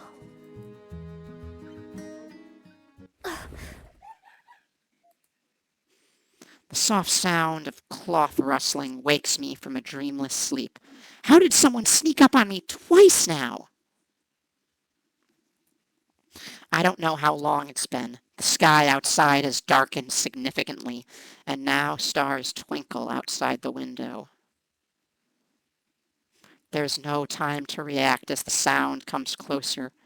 I hear no footsteps, but suddenly a woman steps into view. Oh no, oh no, she's hot. Her clothes are pure white, making her stand out like a ghost in the library. Her cape rustles again as she reaches towards one of the shelves. One of the shelves I'm hiding behind, to be precise. Gingerly, she moves 2 books to the side and then slides another book into the space she created. She handles them like precious treasures that might break if she's too rough. I stay perfectly still, afraid to even breathe in case she notices me. Oh, she's hot, though.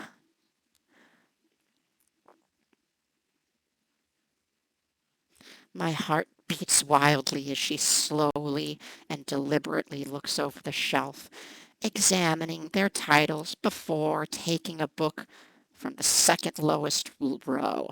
Through the gap she creates in the shelves, our eyes meet in the darkness.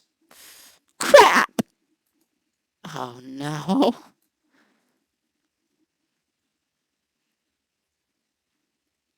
I tense up as she steps around the shelving between us to get a better look at me, preparing myself to leap away if the need arises.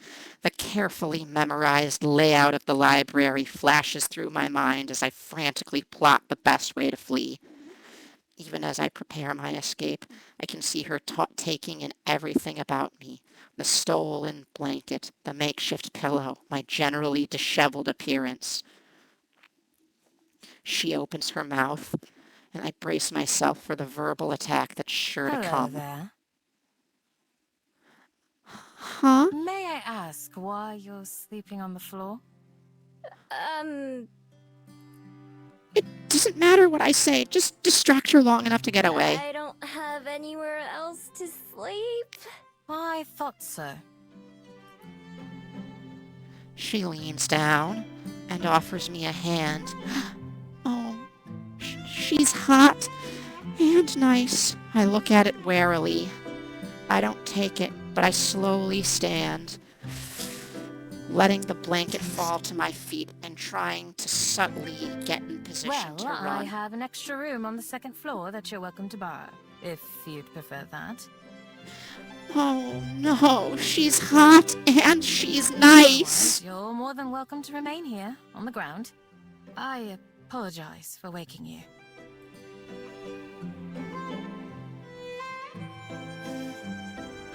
With a smile, the oddly calm woman steps away and busies herself with organizing another row of books.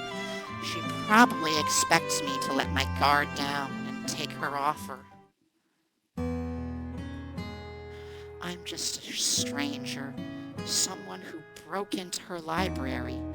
There's no reason for her to treat me kindly. My years of experience, and there are plenty of those, tell me it's a trap. Thanks, but no thanks.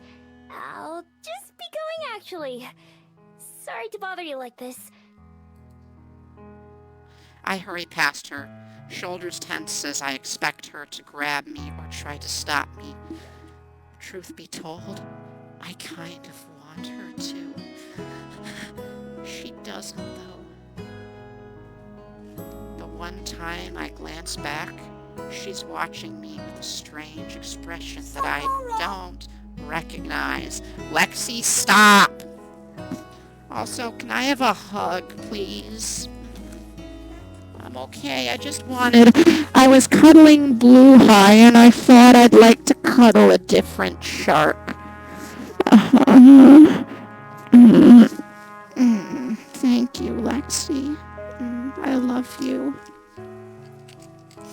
I should take another cough drop and refill my water bottle. I'll do it myself. I can't have you do everything for me. I know I'm down and out right now, but please let me. Oh, is Harrow back there? Oh, Harrow's back there. Oh, but Girl in White looks so sad that I'm leaving. When I get outside and away from the library, I breathe a sigh of relief. That was close. I'm not falling for that one again. The last time I let someone feel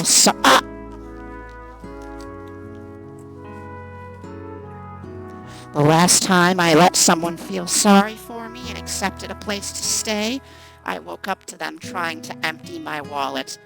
I may be a thief, but at least I do it honestly. I wouldn't try to trick someone like that.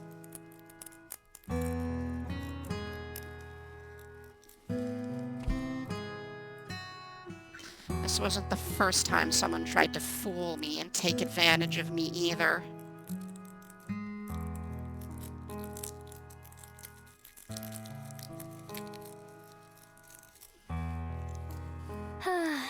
Still, it's a shame to lose such a nice hiding place. Maybe I'll give it a couple of days for that woman to forget about me, and then try again. If she wasn't lying about there being an empty room on the second floor, then maybe I could sneak into there. Tonight, though, I'm on my own.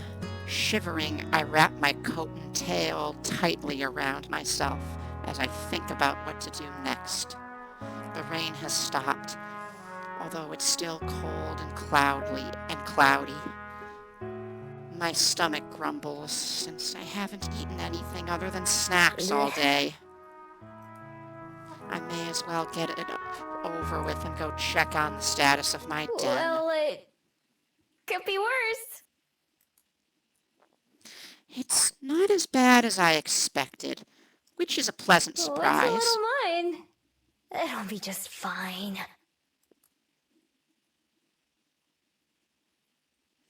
I swapped my fox form to prod around. The entrance has caved in a little, but after I scoop that out, I find that the rest of the tunnels and main room are relatively intact. Wait a minute, guys. Wait a minute. Wellington, New Zealand, bats, girl in white. I think she snuck up on me twice now. And What We Do in the Shadows was filmed in Wellington, New Zealand. And I've been seeing a lot of bats around. Vampire? Vampire? She might be a vampire, guys. Admittedly, it's a bit of a stretch. But as a supernatural creature, you'd have to be some kind of supernatural creature to sneak up on me. She's got to be a vampire, guys. Girl in white has got to be a vampire. Cold as hell, but intact. Seems the trees protected the den from a lot of the rain. It takes me a while to find the spot where I buried my stash, since the stick I used to mark the spot got washed away. Eventually, I locate it, though, and start digging. The cold mud makes my paws dirty and sore, and little flecks cover my fur. After I finally reach the soggy plastic bags, I shake myself clean before opening them as a human. Some water has seeped through, and I open the spoiled items before tossing them away. I'm not too picky, but I have plenty of other snacks to choose Eat from. up, birdies. A few of them swoop down to inspect the offering. I scarf down a quick meal of cookies and unwarmed soup, along with some cold water from the stream. At least the water is satisfying. Then, even though I just woke up from a nap not too long ago, I shift back into my fox form to crawl into my den and curl up. I'm sure it'll be a while before I fall asleep, but I don't feel like going back into town. I've had enough excitement for one day. This isn't all that bad. Regular foxes without magic powers have it way worse than I do. Although back when a fox was all I was, I wouldn't have really cared. To this day, I'm not sure what it is that makes me different. I used to be just like them. No desire to go beyond the forest or anything. And then one day I became whatever I am now. All I had was my necklace, a small scroll that I can't read. I guess I can't read Korean either, and the memory of the person who had given it to me. They were so kind to me. That stranger in the forest, they wished me well, even though I was just an ordinary fox. Somehow, that didn't seem to matter to them. I never even knew their name, just their face and their voice. But I know that I'll recognize them when I see them again. It's just a matter of finding them. So since then, I've been looking, and surviving. Looking for them is what keeps me going. It's enough to live for. If I wasn't, I don't know what else I'd be doing. I guess I'd just be surviving, but if that was the only thing, I think I'd rather have just stayed a fox. Standing outside my den in human form, I take stock of how things stand. The sun's thankfully out this morning, but everything remains damp, from the ground to the muggy air itself.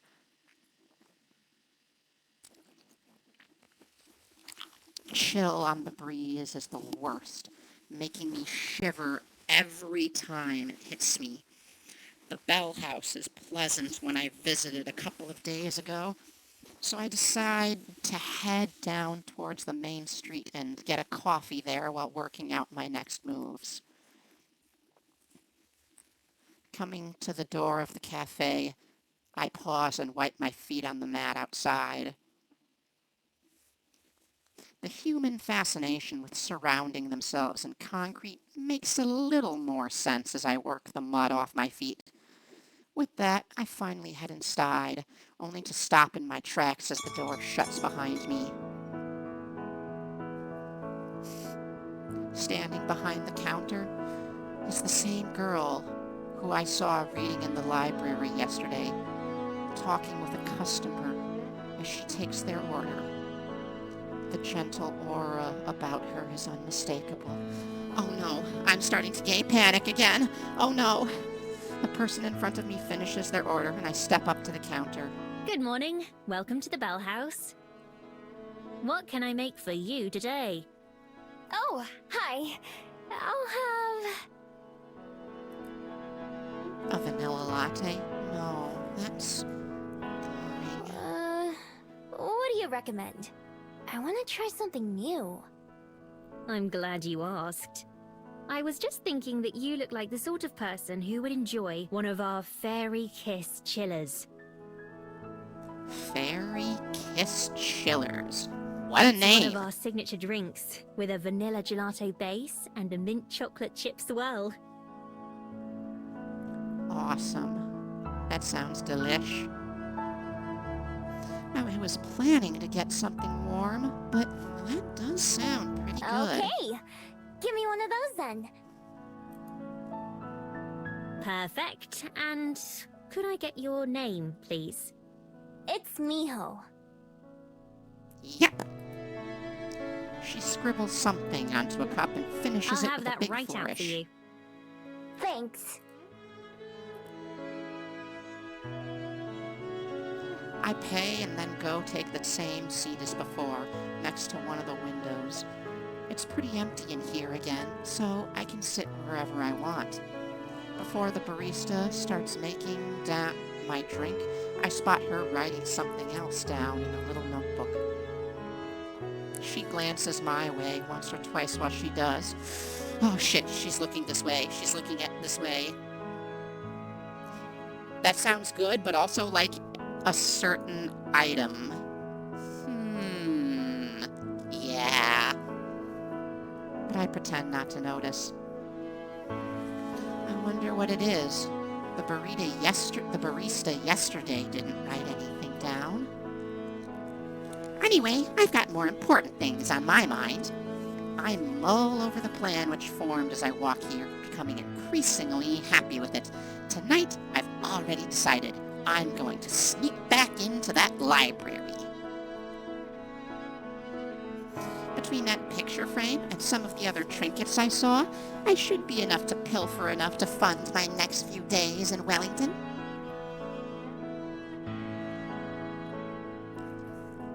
Finding somewhere to sell it should be the easy part. I've got a dozen excuses that I can recite about where the items came from. Dead grandma, spring cleaning, new renovations. Sometimes I try extra hard and pretend that the things I'm selling are really special to me and earn a bit more cash that way. Sometimes I just take whatever they give me. After years of watching other humans do it and trying it out myself, I've gotten really good at pawning items off.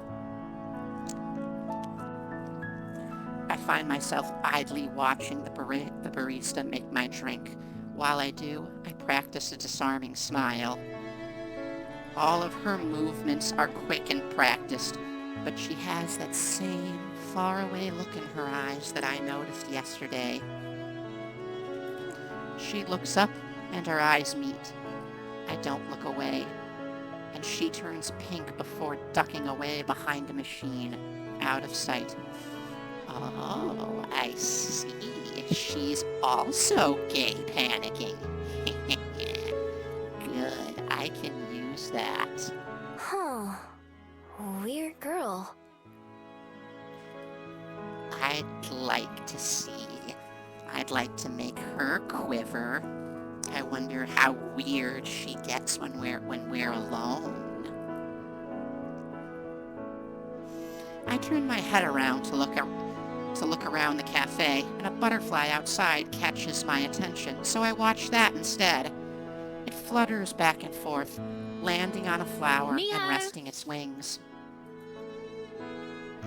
Oh, my coffee's ready. I quickly get up and skip over to the counter. Cup in hand, she starts to head over to give it to me. But then several things happen at once. I think Miho does want to kiss the barista. Uh-oh. Oh no. One of the little tassels on the pocket of her apron catches on one of the drawers behind the counter, and she jerks to a stop, eyes wide with surprise. Uh-oh. Guys, I think I'm in the splash area.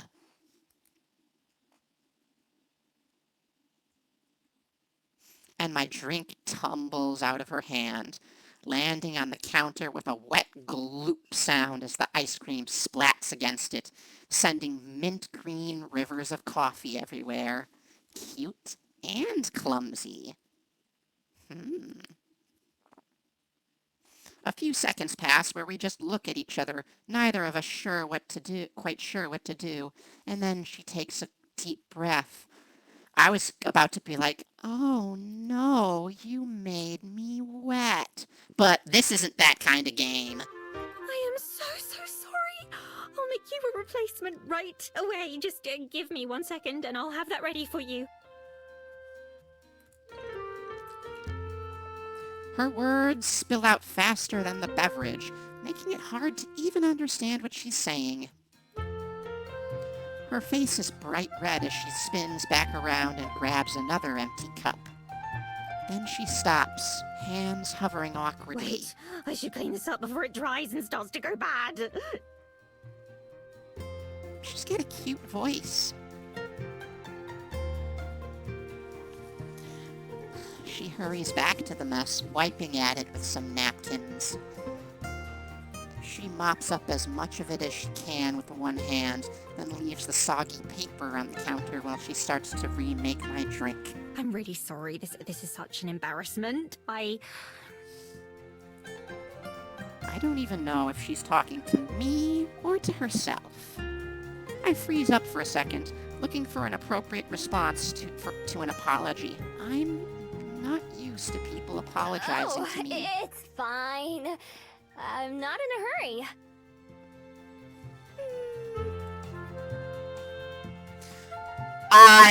It's Lexi but blonde and either British or Australian. Or consider, LRB, consider Kiwi, New Zealander. We are in New Zealand after all. I should refill my water bottle. I really, really should.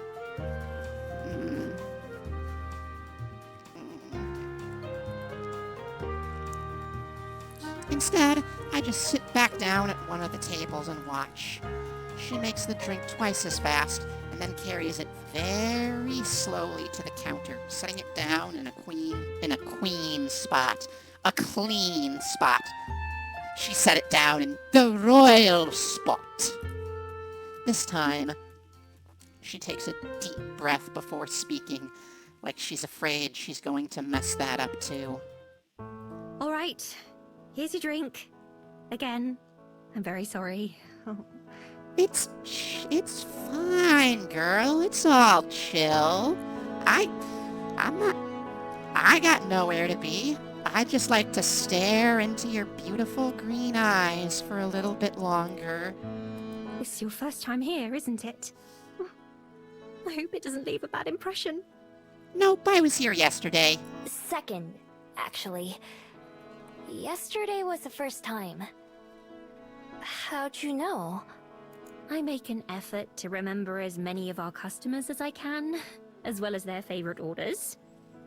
You're not gonna remember me. Kiwis are the best. Taste great and enjoyable. You like the taste of kiwis, do you? Lexi, I swear. While you're here, could you refill this, please? Okay. Okay. Get on a sweater. You need to be warm. Maybe get yourself a blanket, too. I hope... Yeah. Well, I have the jacket and a blanket. And I'm very nice and cozy. Oh, it's okay. It's okay. I kind of do need to use my good hand for the mouse.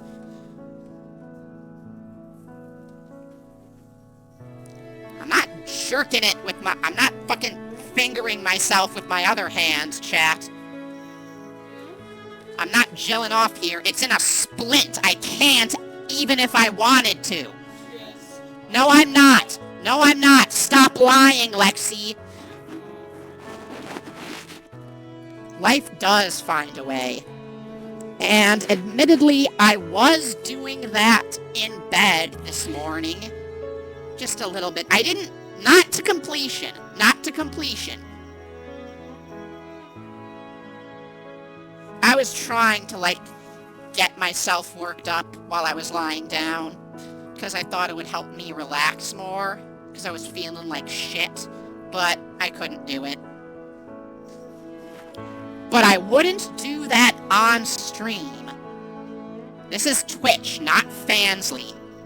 Y'all don't pay me enough to finger myself on stream. Oh my god, even in what I'm trying to make a cozy, chill stream, I still can't help but being a little bit myself, if you know what I mean. I believe you can learn a lot about a person from how they drink their coffee. Well, that's too bad for her, because she won't remember me at all next time. Makes me kind of sad. I take a big sip of the drink she made for me. It's creamy and rich and sweet all at the same time. I imagine she must taste the same way. We didn't think you were. Well, I didn't. I told you I would.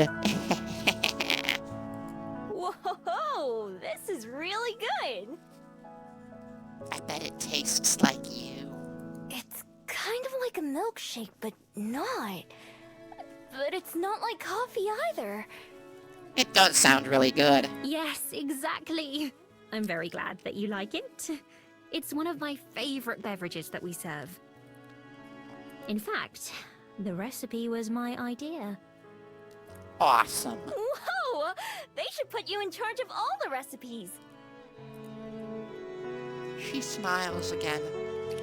Seems like she's gotten over the crisis of the spilled drink already. And I keep telling her it's no big deal. It's fine. Thank you. I'll make you another one of my favorites next time, if you'd like. She won't remember. Totally. Next time.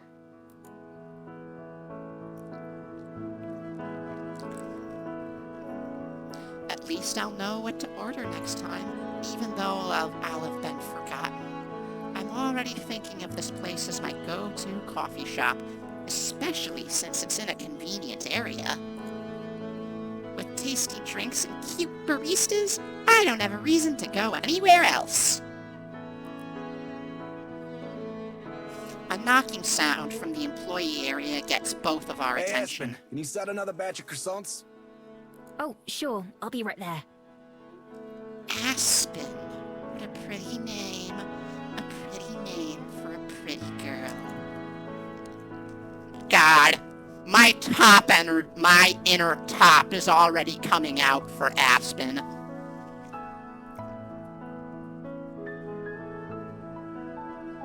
If this were a different game, I'd wonder what was in that. I do not play games that involve, like, spiking or drugging or roofying characters, that's a trigger for me, LRB. Unless you're talking about she put her cum in that, which, again, not that kind of game. Have a nice day, Miho. You too. I love how my name sounds in your mouth, Aspen. With a wave, she gathers the trash from the cleanup and throws it away before disappearing into the back. So, her name is Aspen. That's a pretty name. A pretty name for a pretty girl. I'll have to try and remember that, even though she won't remember me. Getting up from my seat, I decide to head back outside for some fresh air. Sipping my fairy kiss chiller as I go, I head out the door and onto the increasingly busy main street.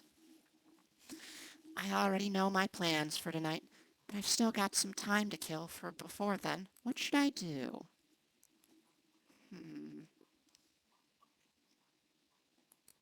Oh shit, I can save.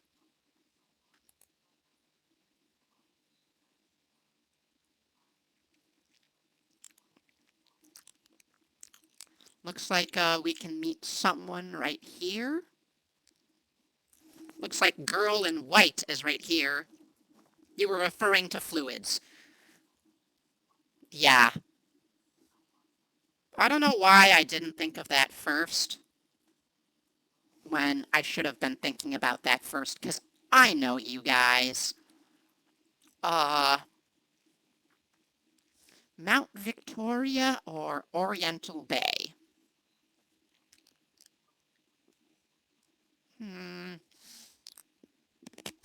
Looks like this is the girl in white, and I don't know who this is.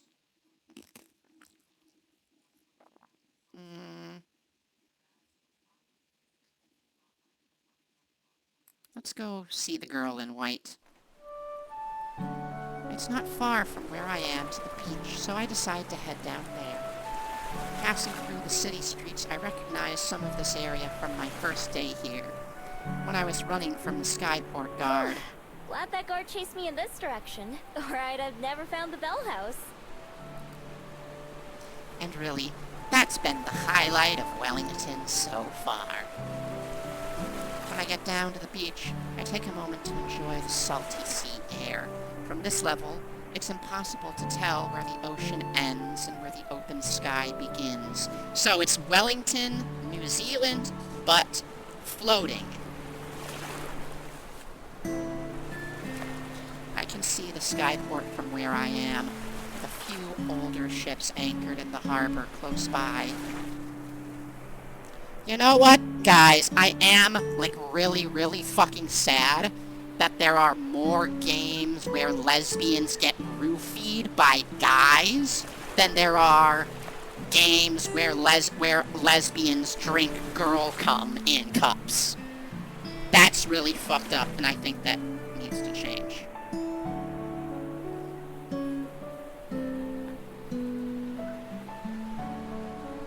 Oh, you're not the girl in white.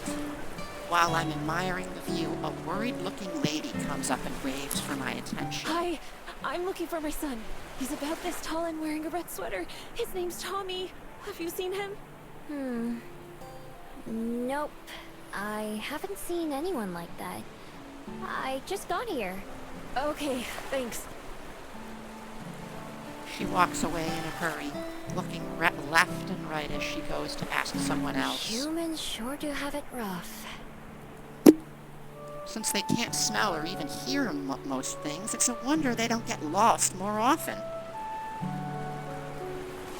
I amble along the waterfront, watching all the people as I go. Like Cuba Street, there's a lot going on. Under a nearby bridge, a group of 3 mermaids are racing each other. Close to the bridge are a bunch of people fishing, with a stressed-looking guy running back and forth between them. Next to a boarded-up market stall and some big crates, I notice something weird. There is a fabled with a big flower on their head that spins like a propeller. They're using it to drift in small circles above something near the crates. I have to check it out, of course. Nobody else pays any attention. I wander over and take a look. The Fabled stops spinning as I approach and gives me a helpless look, but doesn't say anything. On the other side of the crates, out of sight from the path, there's a little boy sitting on the ground with his back to one of the wooden boxes. Are you Tommy? The kid jumps, totally surprised. Oops, he scrambles up and looks at me with wide eyes. How'd you know? Your mom's looking for you. She seemed pretty worried. His expression goes from surprised to sullen real quick. I don't care. I don't want to go with her. Oh my god. Why not? Why are you over here instead? 'Cause I'm hiding. Oh. Okay. Okay. It's a pretty crummy hiding spot. I mean, it's totally open on 3 sides. I don't say that, though. Instead, I look up at the Fabled floating overhead. It looks almost as glum as Tommy. Who's that? That's Derby! You mean you can see him? Yeah. I can. Is that weird? Mom and Dad can't see him. They think I'm just making him up. He doesn't talk, but he's real. Uh-oh. I think this kid is gonna get spirited away to the Feywild. Derby waves from up high. Kinda gave away your hiding spot. I saw him from the road. Mom can't see him, and that's all that matters. Why are you hiding from her? 'Cause... Cause why? That's not an answer. Tommy sits back down and scratches at the dirt with a rock. Guess he doesn't want to talk about it. I'm always glad to end a conversation. Well, good luck.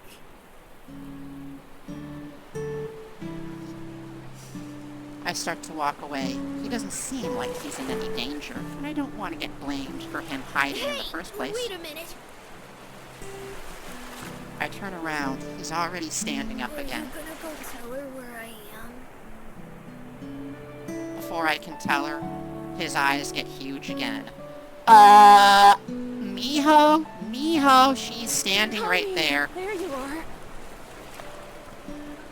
I have to turn around again. This time, it's the woman from before. She's already flying past me over to Tommy. What were you doing? Don't you ever run off like that again.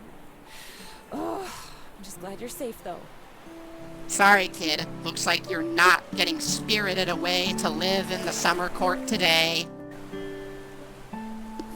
Her voice goes up and down between relieved and angry. She has Tommy in a tight hug, but he's just staring forward grumpily. Derby is flying in distressed circles again. Finally, the lady You turns found to him, me. right? Thank you so much. I was so worried.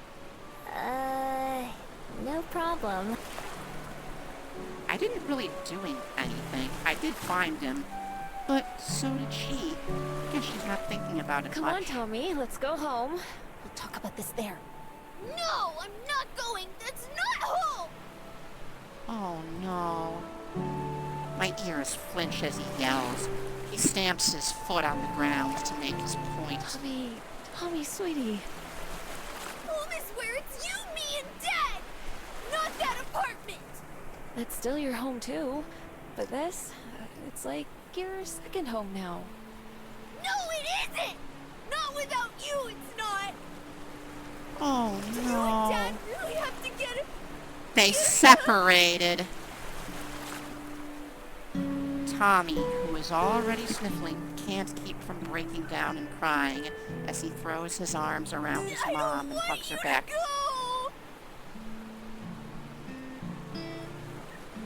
I get the impression that I should probably leave. Normally, I'm happy to be nosy and listen in on things, but right now seems kind of awkward. Neither of the humans notice me leave, but Derby the Fabled sadly waves goodbye as I head off. I wonder what makes him stick around. I've never seen a Fabled like him before. Not being able to be seen by certain people sure sounds useful, though. don't have far to go before the sounds of Tommy and his mom talking are drowned out by the noise of the waterfront. I easily fit into the crowd of people milling about. Being able to live a life that no one notices is close enough to being invisible. I'm pretty lucky that I don't ever have to have those kinds of tearful conversations or panic about someone missing. No, being part of the crowd is just perfect for me.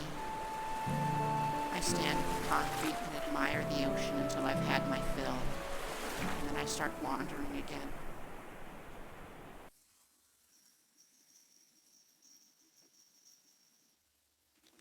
Let's go to Mount Victoria.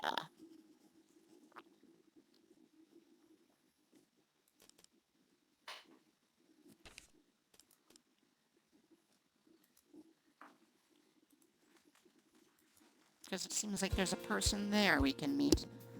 I have plenty of time to kill, and also plenty of restless energy. I decide to go for a walk up Mount Victoria, just to give myself something to do. I take the long way up this time, instead of taking a bunch of shortcuts like usual. It winds through neighborhoods and then back out again, with only the occasional car passing by on the street. Compared to some of the other cities I've been in lately, the air here is a lot cleaner, and the smell of nature shines through.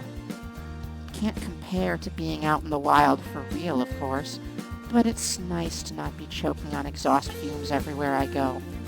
The houses are weird, though. Many of them sit up on tall legs, like giant bugs with windows for eyes.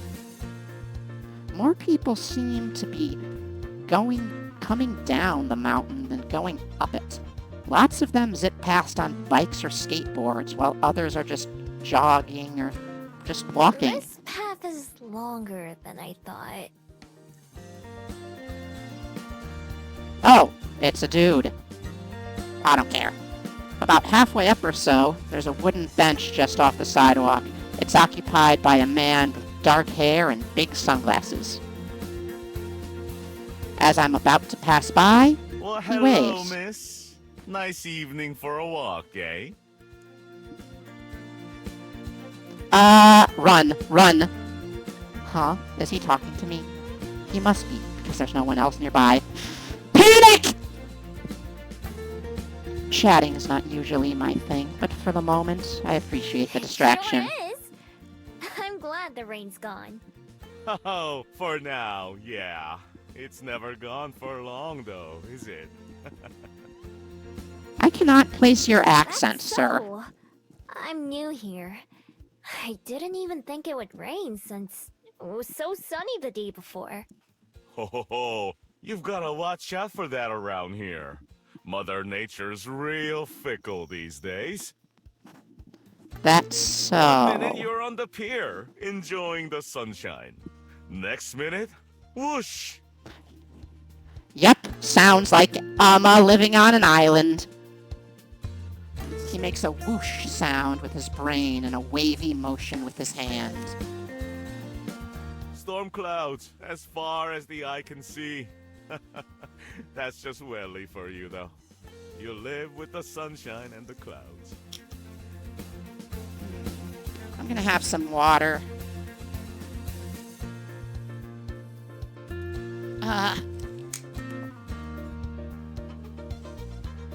Where are you from, then?